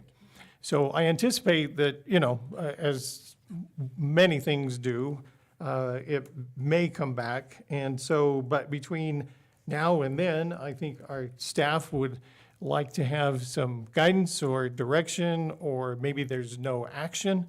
But as you can see, and you probably, some of you might not have a chance yet, but I think Renee included in the addendum some comments from our Education Association President, Mr. McGrory, that she has asked for comments in relation to, and this was just a first blush, I wouldn't even call it a proposed policy. It's just something to put in front of you. I also asked her to incorporate the legislative bill that the Senate side had entertained all the way through the floor so that you can have some background in this area.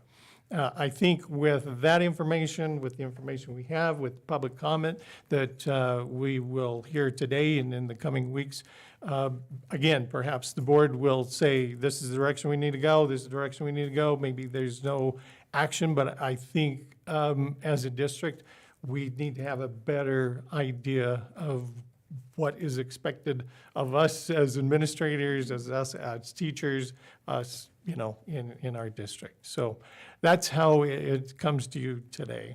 And so I think, again, there's a lot of information for you to consider, probably a little bit of homework to educate yourselves as I continue to do so, as my team continues to do so.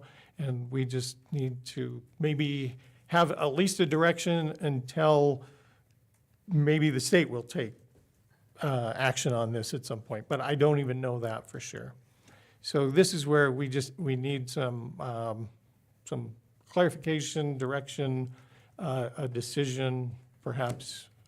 That's where we're at. I see. I hope that gives you enough information to help you understand. And rather than, you know, I read one quick one today as I glanced through them before I came into the meeting, and it said something about closed doors. And we definitely do not want this to happen behind closed doors. No, we didn't know about this No. either until yesterday. Yeah. And that's why it's public. So, and that's why when we reviewed the agenda, Ms. Johnson asked if we could include this on the agenda today. And so that's why we're here in a work session. It doesn't have to, you know, if the board chooses to look at a first reading or a second reading or a third reading or no reading, again, I'm just going to be very upfront with you that this is going to be the board's direction. So I'm only halfway done reading the comments because I Okay, only got them right. 2 hours But- ago. They finally Yeah. came through. I don't want this to Or be an 3 hours. interpretation from the district on behalf of the board. This needs to be from the board who has the authority to govern the district. Okay. Yeah. So I definitely want the opportunity to finish reading all of Yeah. that. Go ahead. Were you going to say something? I was just gonna ask, so how does that affect a teacher that wants to put up quotes from famous people that are just positive thinking quotes and stuff like that? That is very much the question, Mr. I don't Pacer. think that's a flag. Yeah. I know that was brought up, But but if- that isn't a Right. It flag. doesn't just refer to flags either. So, yeah, classroom displays essentially. Yeah, and maybe So- that's where we need to look at this wording. I mean, that was my question to you a little while ago, was where this wording came from. So the wording is very similar to, again, our legal counsel is Amy White. We've used Anderson, Julian Hull for approximately 18 years that I'm aware of, that I've been at the district office. And so Amy drafted this language for West Ada. And so I think it's almost word for word. There is one section on clubs that we did not include, that, again, just perusing the policy very quickly, that was a question that was posed in the comments that you will have an opportunity to review again over the West weeks Ada's? or months. West Ada, the one that the legal counsel. The West Ada policy includes Okay. the clubs part of this. Okay. And we didn't want to get too far down this road, but we wanted to give you, again, just a first blush, a look at what another district has done. And then certainly our community is our community, so we don't have to copy in any way, use this as a model policy, but it's something for you just to review. And speaking of model policies, is there a model policy through the ISBA that you know of? Maybe we can look into that. Yeah, we will. Ms. Johnson's nodding her head. I'm not sure how close it is to West Ada, but I know that Amy does draft a lot of their policies, so I imagine it would be close, but I will. Okay. We'll take a look I at that. know I'm in not at some- all afraid to say, I think this is way too specific. I think it is the interpretation, it opens us up for so much more scrutiny. I mean, I think we already have a discrimination policy, non-discrimination policy. I mean, I don't think this is necessary, but that's just me. I think that we do need to address this because of what Dr. Howell explained to us, that there have been actual instances that have come up, and it has to be consistent, and we do need to have a policy. I'm not comfortable with exactly this policy, but I also want to run it by any changes that we make. I'd want to run it by Amy. I'd like to change this, kind of make it a little bit less specific and make it kind of less, I mean, it just seems so strict. I'd like to make it a little bit less specific, but handle one it on thing a that was case-by-case mentioned basis. was that we shouldn't be adding politics. This isn't politics. It's not politics because if it passed the Senate, the wording of that, 31-4, that's pretty much as bipartisan as you can get. So I reject the comment that it's political, but I don't love this. So if that makes sense. I think we do need to have a policy because we've got issues. Yeah, We I need to agree. clarify. Oh, anyway, so go ahead. Yeah, no, I agree, we do need a policy, and I think that if Amy White wrote it, I mean, there's your legal counsel right there. So I do think we should move forward, and we do need a policy. But we want to hear from the public, and of course, from Jonathan, or from Doug, and from others as well. The question was asked, I'd like to know what brought this about, and Doug explained that, and so I appreciate that. You know, what brought this about? There's some of the questions that were brought up in the emails. And it, you know, another thing, a few other things that were brought up in the emails, which is all public record, is are maps allowed? Are announcements allowed? Are posters like quotes? Are colors, plaques, recognitions, team banners, countries, nations, posters from sponsors? All that's allowed. And I want to be sure that this policy reflects that, for sure. But I want to just make sure that teachers have the ability to have, you know, things that are meaningful to them. Because I would hate for a teacher to feel as though they will err on the side of not putting something up because they're either not understanding the policy versus, I mean, the diversity that happens in our classrooms with the creativity, I don't know. I mean, And I the artwork think of- there are ways to do this where we stay to, you know, maybe the letter of the law that the legislature put out with the certain flags, but I don't want to curb creativity in a classroom. Yeah, I because it really talks don't. about like student artwork and things like that. I mean, I think that we shouldn't have any restrictions upon that. If something stays up forever, that's perfectly fine. You just talked about the Confederate flag and the "Don't Tread on Me." That's now going to be a license plate. So now are we going to take the license plates off of kids? Right, I mean, national it just- landmarks. I We mean, can't. Well, that's, I that don't want was to a, micromanage. It's I national- really, I yeah, don't want to yeah. get into that. But yeah, well, I don't know, Jim, do you What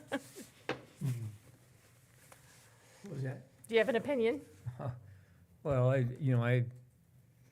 I can see if we don't want to have somebody pushing religion or politics or special interest groups or things like that, but, I guess when I was reading through this, I guess the one thing that crossed my mind was, the freedom of speech is how does that Right. fall into this whole thing? But I agree that we shouldn't have our teachers out there pushing their own agenda on anything, that's not in the school, like religion and politics And belief systems, I would add, if yeah, you don't and mind. beliefs and special interest groups. But is it pushing? Because what and so I don't, there's so many comments, but the one that, when I put a flag up or if I put something on my wall, that represents me. It shows who I am, what I believe in, what I espouse as important, and I want people, and because I'm proud of whatever it is that I believe. And so I would want people who came into my classroom to know either that it's a safe space or that I have, and I know a lot of this focus becomes on the pride flag, but I think, I work in the world of disability, and the disability community has a pride flag. It's actually very harsh. It's very jagged lines and stuff, but so does that mean because I work with and support the disability community, I want people to know that that's something that's important. And so I think think of your teachers that you've had over the years. You know who you trust, you know who you can talk to, you know who has shared experiences. That's part of what makes a teacher special. Anyway, I guess that's what I'm saying is I don't see them as being pushed on the student that they're trying to recruit or train, or I think it's a reflection of who a teacher is. And that's where the value is to me. But anyway. Well, I would agree with you in that respect, but I just think that, we want to be neutral in regards to politics and religion. I think that the teachers' personal beliefs, they're pretty well known people. I think they know where they're going to be welcome. And I just... a new student coming into a school, how would they know? I think they'd find out pretty fast. Well, it's the job of teachers to welcome everyone. Yes. Everyone. Absolutely. And so I would hope that every classroom, they would feel that, because, this is what my personal opinion is, that when a student walks through that door, you accept them exactly how they are. Their name, their appearance, their, identity, anything that is who that student is should be absolutely accepted at face value. That is who they are. Nothing should be, we shouldn't ever try to change that student or in any way, either direction, either way. You accept them exactly as they are. And that's what I feel as, whenever I've been in the classroom, that's how I feel strongly, that every student needs to be treated the same and, with equally, just equally supported. And, there isn't, and there isn't, freedom of speech doesn't apply the same way in the classroom as it applies outside of the classroom, because we are limited. We aren't allowed to teach religion. And along with that, there are belief systems. The other third thing is religion, belief systems, and the third thing is that all of our curriculum by law has to go through our curriculum committee. So if it is part of what you're teaching, if you explain to them, this is what this means, this is what this is what I believe, as long as it's part of our curriculum, it's completely fine. But it has to be right. I do know, some of this is very strict. This language is very strict. But all of our curriculum by law has to be approved by the board, which would include that curriculum adoption committee, which includes parents. So then everyone's aware of everything that we're teaching in the public school. I'm not prepared at all to make any decision on this at all, but I do think that we need to, whether we do this as a first reading and then even though we don't want it this way, I don't think. Actually, if we say. you want to take a little bit of time, as I mentioned earlier, we don't even have to put this on the agenda for next week. It's an opportunity for all of us to educate ourselves, to form or perhaps, well, at least for the board, an opinion in regard to this. And then we could bring it back in a month or so. If you have suggestions for how we might refine the policy that we, shared with you. Renee will also look at ISBA to see if they do have what's considered a model policy. And we can share that with you in a subsequent board meeting. But I'm just thinking you're not going to be ready to make even a first reading decision on this next week. And so I would propose that we put it off for just a little bit. But I have the sense that you do want to address some things to help our staff better understand it. Yeah, well, I think- I'd like to make clear that I think that every person, every student, every teacher, every employee, everyone needs to be treated with kindness and respect for who they are. I think we're all in agreement on that. Yes. That's accept not an issue for debate. Everyone should be treated with kindness and respect and for who they are. But I think it's whether it's a Confederate flag, whether it's a political campaign, whether it's a belief system, when it gets into that in politics and religion, I think that we need to be neutral. That's not what the school system is for. People can be themselves, but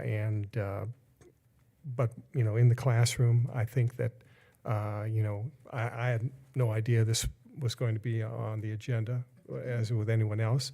But I do think it's an issue that needs to be addressed. Amy White is, again, I'm very impressed. She's very knowledgeable, and she's well acquainted with the law. And I do think we need to, move forward and come up with something. As far as the exact wording is concerned, and I did read some of the comments where there were objections. I do not want to, affect the learning environment, the teachers' abilities to express themselves. Don't want to affect, the creativity of the students and their ability to express themselves or anything like that. I think, you can definitely get too restrictive in that manner. But, with the agreement that we're all supposed to love and respect each other and have nurturing environment, we're all in agreement on that.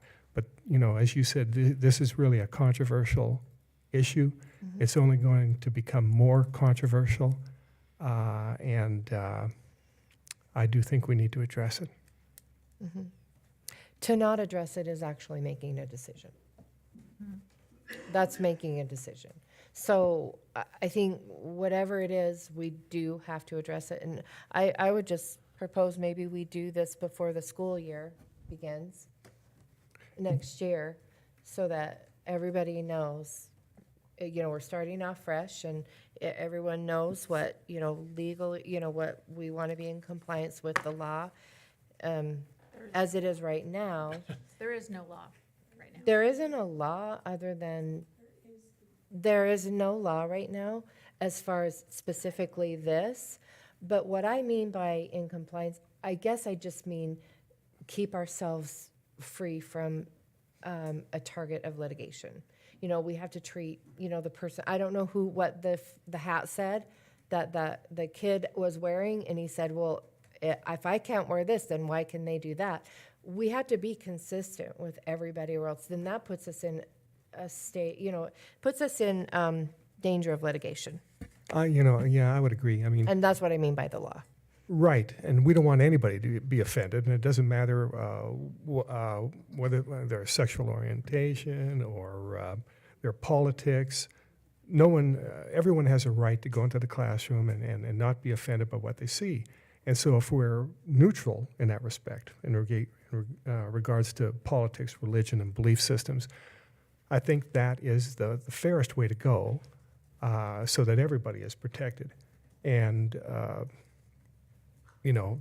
people have, there are a number of great differences on these The part that issues. I struggle with is that, so now are we gonna tell people to take off their cross that might wear around their neck? That's not what this is. Right, but you're saying that you don't want any outward expression of a religion or politics. There are things that are gonna bleed into some of these that, I guess where I'm saying, so I agree, there needs to be a There's nothing policy, about but I what think we that just in need to this. be more generic and then let it be a case-by-case Yeah. basis. Well, I wouldn't have an Because- issue with if somebody wants to wear a Star of David or a cross, or they want to wear a hijab or whatever. I mean, that's, again, that's more of what that individual is.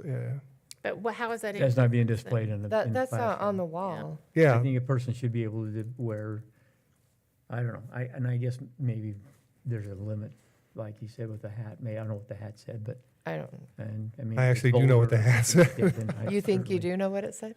yeah, but I mean, Either red it could go hat? either way. It could, again, it could go either way. And Mm-hmm. Well, there was kids that were promoting a political candidate 2 or 3 or 4 years ago, probably 3 years ago. 3 years ago. And their car was vandalized, badly. And I mean, that wasn't illegal for them to display that flag, but it was illegal to vandalize the car. So but anyway, I don't know. Well, the issue has come up in the past with the Confederate flags or whatever, and I don't think this issue is going to disappear. Yeah, And it won't. I No, think we and- really and do they- need to address it. But, as far as, I think checking for a model policy from the ISB is superb. And Or even other schools, if there are other schools that have the policy, I'd be curious to see what else. I mean, I think, I agree, Amy is amazing, but I think we're not West Ada. But if there are some other policies to look at, that would be good. Yeah, I would want to We'll run do it that. through. Thank you. You're welcome. Yeah, I would want to run it by her, just say we Oh, sure. kind of want to sure. back away from. yeah, I- I guess the only other comment I would make is that, too, I mean, the school district belongs to the taxpayers and the voters who finance everything. We, as board trustees, are the only people who don't get paid. But all the buildings, all the computers, all the books, curriculum, all the teachers' salaries, everybody, whether they're food service workers or janitors or whatever, our community is paying for all of that. And I think they have a reasonable expectation that, their community values are represented. And once again, I'm saying part of those community values, and I believe, are that everybody is treated with kindness and respect. But we have a volatile issues here where if there's a perception that politics or religions or a particular belief system are being promoted to a student, and they find that offensive in any way, one way or the other, and that it goes against what their family believes, I think that we ought to have a policy that avoids that. And we want to make sure that, education is the main issue, and that, our community doesn't feel that we're pushing any particular agenda one way or the other. And so neutrality is, I think, the objective of this policy, and I think we need to move forward with that. Yeah, I can think of some specific ideas, but I don't want to share them now because I haven't had a chance to really think about it. Jim, did you have anything else that you would like to add before we move to public comment? I'm good. Heather? I'm good. Post-legislative tour update first? Is that right?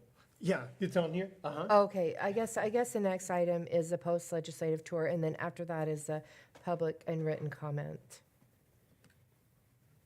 So I think it looks like myself, Jonathan, Sue, Mrs. Judy, and Ms. Clark are all listed as possible presenters under this item. So I think I've made a few comments today throughout the meeting and shared pretty much those highlights. The one other one that I think we heard and we will likely see again in the future is the Guns in Schools bill. And as we all know, Senator Guthrie is the chair of that committee. And I think just personally, he did the best job that he could, given the circumstances, and tried to maintain that authority with the individual boards of each district or charter. And definitely, in my opinion, the right direction to go. However, that one, when it went to the Senate, that one stalled out.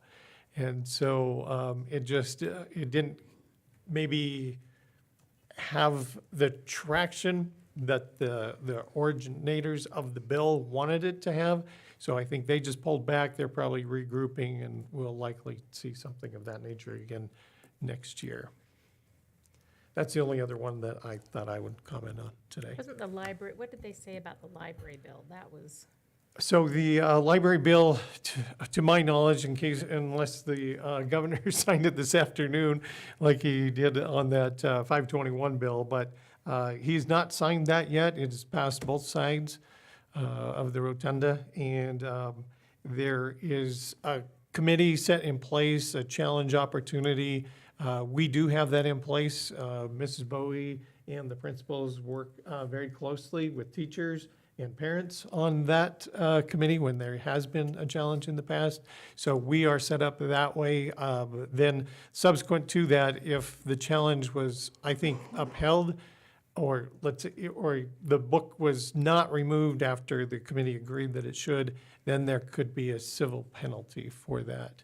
And last year it was presented as $2,000, I recall. This year it's a $250 fine, and so. librarian, Yes, yeah. yeah. So publicly, what's that? I said, so are you gonna keep your librarians? Oh, right. So I think we'll continue to work on that.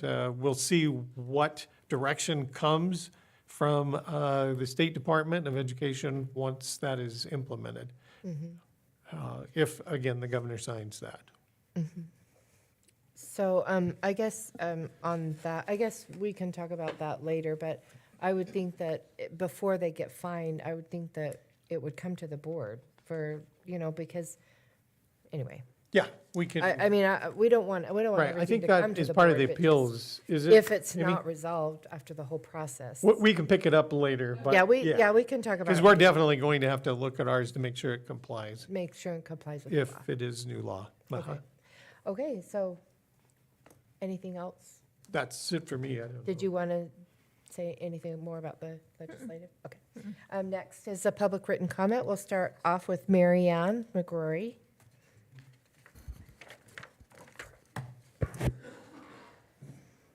Don't start my time. Am I timed? You're okay. Okay. I have some prepared remarks, but then I have some follow-up notes from what was just stated. I'm going to read my prepared remarks first. These are not my personal comments or beliefs. I'm speaking today as the president of the Pocatello Education Association.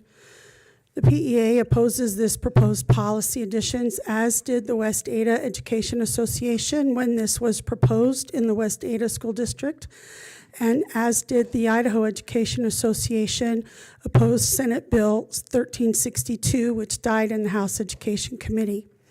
Although this policy is written in a general manner, we know this is specifically written, as was Senate Bill 1362, to target the symbols of acceptance for members of the LGBTQ community.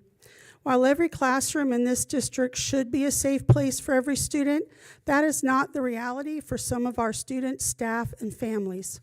Schools, classrooms, and offices that have safe space stickers, flags, posters, or decor signify to all that everyone is to be respected in that classroom. This proposed policy has no basis in any data or peer-reviewed scientific study. It has no statistics to support that pride flags, safe space stickers, or any other type of classroom decor inhibits learning or acceptance. However, there are multiple objective studies that prove schools, classrooms, offices with accepting messages, decor, and staff have higher learning, lower discipline issues, as well as a lower rate of suicidal ideation or suicidal completion. Likewise, there is no scientific or peer-reviewed study that proves having decor, books, or curriculum that is inclusive influences anyone to be anything other than accepting. There is no gender theory. There is no way teachers teach students to be gay or trans, just like there is no curriculum to teach students to be heterosexual or cisgender. Classroom decor is an individual decision made by the professional educator to reflect the curriculum, class rules, school itself, their own personality, as well as the students. It allows students to know a little bit of their teacher before any words are spoken. If a staff member does not wish to decorate or post symbols or messages of inclusion or support, they do not have to do so. District 25 already has policy 3307 that provides guidelines as to how public complaints are to be addressed. Board policy also includes policy 8301-7401, and I'm not going to read it, but it does say we are committed to an environment of non-discrimination, and it includes sex, sexual orientation, gender, gender identity. The proposed language will only serve to obfuscate parameters for school and classroom decor and will in fact show that this district does not have a commitment to a non-discriminatory environment. Those are my prepared remarks. The hat that was in question had profanity on it, and that school has a no hat policy. That is why the student was asked to remove the hat. It did not have to do with the fact that it was a political candidate. And we also have a policy on dress code. I find it a little troublesome, and I don't know if I'm hearing correctly, but I'm finding it troublesome that I'm hearing that some of the board members didn't know this was on the agenda, because myself and my members knew this was on the agenda Friday afternoon as soon as the agenda was published. The fact that a GSA club used to be called a Gay Straight Alliance, it is now more reflective of Gender Sexuality Alliance. A lot of the kids call it a human rights club. And those clubs statistically have shown through peer-reviewed studies that the inclusion of these clubs in schools affects everyone in the school in a way that discriminatory behavior is reduced. I'm sorry, I'm just a little bit. We do teach religion in schools. We teach the basics of the religion, the effect that those religions have. What we cannot do is we cannot promote one religion over another or say that this religion is the true religion. We do teach politics. We don't teach it in every grade. We teach it in high school. We teach the basics during elections. When geography and social studies was a year-long course in middle school, when there were political elections, you better believe I taught what our system of government is and the different political parties and the different candidates, and I had students look up candidates and find the person that they meshed with in their beliefs. I really would like to know what is continued to be referred to as a belief system. I don't understand what that is, and so I would like some clarity on that, and I'd be happy to talk individually.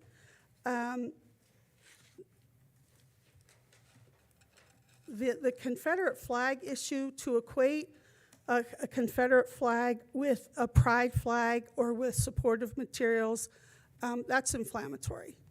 That there is absolutely no causation or relation between the two. The Confederate flag, I'm from Georgia. Some of you don't know that. I'm from Georgia. I've been to Georgia football games where people are waving the Confederate flag, and I'm sitting with my friends and family who are African American. That flag doesn't mean states' rights. It doesn't mean support for our history. It is a discriminatory flag. It wasn't even the flag of the Confederacy. okay? So to equate that to a pride flag that says, I support everyone's rights in this classroom is disingenuous. As a teacher, my number one rule in my class is respect, and my students know that.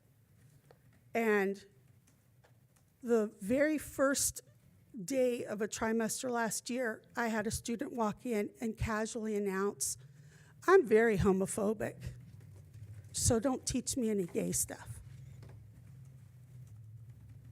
If I'm supposed to be neutral, how would you like me to approach that? If we're looking for neutrality, what's my response? What about the student who's sitting next to him who is struggling with their gender or sexuality and are not in a supportive home? And I don't address that comment. And that student can't come into my classroom and know this is a safe place. Because I will tell you, as a parent, as the president of the PEA, as a co-founder of the Trans Affirming Group, we have staff in this district who are not supportive. I taught a lesson on Cesar Chavez, and I had a staff member accost me as to why I was teaching about that, I'll just say rabble rouser. So either we have a non-discrimination policy and we support all students, or we don't. And another point, and I know I'm way past my time, and I appreciate you giving me this, but Oh, I did give more extra because it was on behalf of the PEA Thank you. presentation. We're okay with that. I tell my students, you can believe what you want to believe, but when you're in this classroom, you're going to show respect.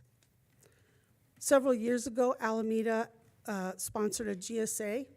We had a different director of secondary ed. They came over and they said, well, what are you going to do when you have a parent come in and say that they don't support this lifestyle? I said, I'm going to tell that parent what you and your child believe in your home and in your mind is fine, but when you're in this school, when you're in this classroom, you're going to treat everyone with respect. And that's what those flags and those symbols and those signs mean. So I sent out an email Friday night. Do not be scared. The actual feedback, there's actually another page which I sent.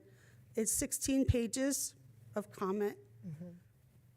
Several comments had links, and I didn't know if those links would translate very well. So I printed the articles for the links. That's why it's 82 pages. I saw that. Yeah. I got through most of the comments. You're right. I can tell you that there are only 8 comments in here that are supportive or agree with this policy. So I'd be happy to answer any questions that you have. We're actually not allowed to because Oh, okay. when Well, it's on the agenda, I right. would love to, but when it's on the agenda as a comment and not as a discussion, it's Okay. actually breaking open meeting laws, just Okay, as that's a way cool. of clarification. So, That's cool. not that we don't want to respond, but we do Right. thank you. All righty, thanks. So, thank you. Oh, sorry. I'm having troubles today. I've dropped my pen like 80 times. You're good, you're among friends. Okay, so Janie?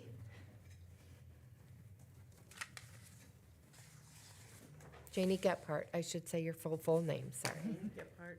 I live here in Pocatello. I'm really commenting on the same kinds of things that Mary Ann is. I wanted to start out, though, by saying, as I've watched the legislature this year, one of the things that has appalled me is that they are not respecting local control. So some of this stuff that's come out is not okay in terms of, you know, you should be able to have a say about this here and not what's generic for the state. I would fully agree with Mary Ann that the real goal here is not just to be kind. Human rights really count.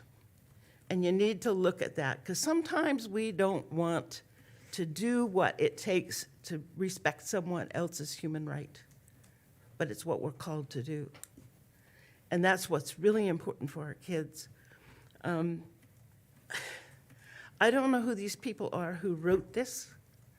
They're not necessarily people that I would want to vote for, but I don't think this is headed in the direction that's really supportive for an education environment.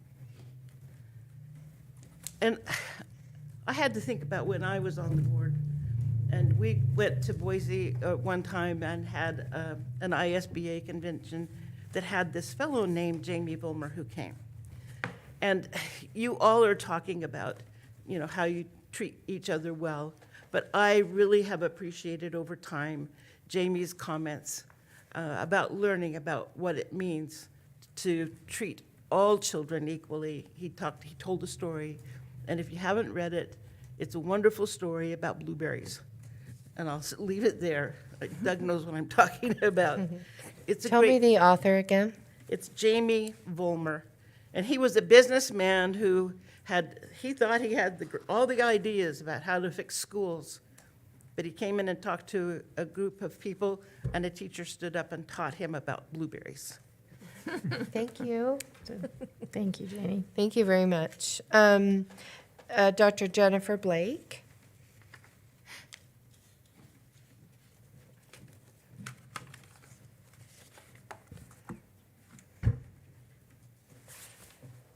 Hello, Dr. Howe, school board members. I'd like to thank you for the opportunity to speak.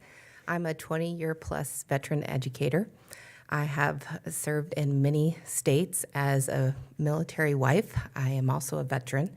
And I am just wanted to speak today in support of the policy that's being presented. As I stated, I have taught. I've also been an administrator in multiple states. One thing that I have noticed in the last decade is that we have gone very far from education. We have brought in a lot of personal policies, pushing our own personal beliefs, and I believe as an educator that we are to love all students, all teachers, all staff members, all parents.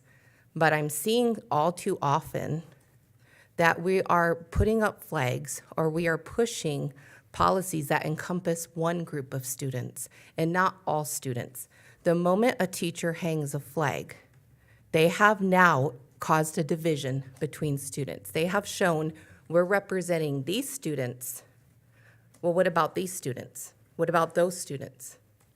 The minute a teacher is allowed to put in their own opinions, their own policies, we have now gone so far from education that we are now educating on a person's social beliefs, personal values, and that is not our place in education. No matter how strong I feel my values are or my belief system, it is not my place to go into a classroom and push those belief systems. And the minute a teacher is allowed to do that in their classroom, we have gone away from education. I took a quick look at our test scores. We are in about the average of a 50 percentile proficiency range for math and reading. So I ask you today, why are we focusing on a pride flag, a Confederate flag, or something else when 50% of our students that leave our school district cannot read, write, or do arithmetic at a proficient level? That is what our teachers should be focused on today. That is what you as a school board and a superintendent should be focused on today, is that. And loving those students, all students, not a particular group of students. We also talked about losing students. I heard attrition rates with teachers and students today. A big reason why we're losing students in our school district is because of these types of policies. It's the teachers coming in and other staff members coming in and feeling it's their place to make a certain group of students feel welcome while they push away another group of students while they're doing that. Instead of focusing on getting that 50 percentile rate up, their job is to teach state standards and ethics. That is it. It is not anyone's job to come into a classroom and tell my child or anyone else's child what they should believe. I believe she got 9 minutes, and per the Brown Act, she should have gotten 3, so I would like to finish, please. Okay, are you representing a group? Yes, a group of parents. Okay, do you have names of the group? I would like to, if I'm not allowed to finish speaking and she got 9 minutes, Can Per the I just Brown go Act? ahead and approve another minute and a half, or We have is, consensus. is that okay with everybody if we approve another minute and a half? Yes. Okay. that okay? So, thank you very much. So as I stated, with almost half of our students and the attrition rates, you're losing students by the hundreds because of this, because we have taken our focus from reading, writing, and arithmetic away. And we're focusing on these types of things. I sat in the back of the room and watched one of your teachers shake her head no when you, Ms. Judy, said we should encompass everyone should be encompassed in this and treated equally. And I watched a staff member of your district shake her head no. That is concerning to me as a parent and as an educator, that someone is shaking their head no, that everyone deserves to be inclusive, everyone. So I'm just asking that our focus comes back to that. I think our policy that Dr. Howell has presented here is written very well. I do see a couple areas where there's some concerns. However, I do feel that it's written very well, and I do feel we need something like that, or you're going to lose more students. And that's going to affect your funding, and you're also going to continue to lose more teachers because of that. So thank you very much. Thank you, I appreciate that. So, I guess, we are not allowed to respond, but just as a matter of clarification, the reason that we didn't know it was on the agenda was just because it was put on late. And, I guess that's why. I'm not really sure, but I So didn't know as of we Thursday. approached that, When we talked about the agenda on Thursday, I didn't know as of Thursday, but that's one thing, I just as a matter of clarification. I think it was on Tuesday. Yeah, it was. When on we there. spoke on Tuesday? Yes, it was on there on that point. I don't think Okay, that I had but it wasn't just in our meeting. did talk about it. It wasn't talked about in our meeting, about the agenda, though, Yeah, did. yeah. about the flags? Yes, neutral classroom policy. Okay. Yeah. So I was not aware that this policy would be on here. And so specifically, because we talked about a few things, but not this, to my recollection. So that's why we didn't know, just so you know. So when was it posted? On Friday. Friday. On Friday, oh, okay. On Friday, Okay, okay. I So didn't that's check why on I Friday. said it was Friday. That's what I thought it was. So, okay. Okay. No, I saw it Yeah, yesterday, I so think. that's why, but thank you for the recommendation. We appreciate that. So, I would move that we adjourn. Second. Any discussion? Any opposed? Any discussion? Okay. All those in favor? All those in favor? Aye. Aye.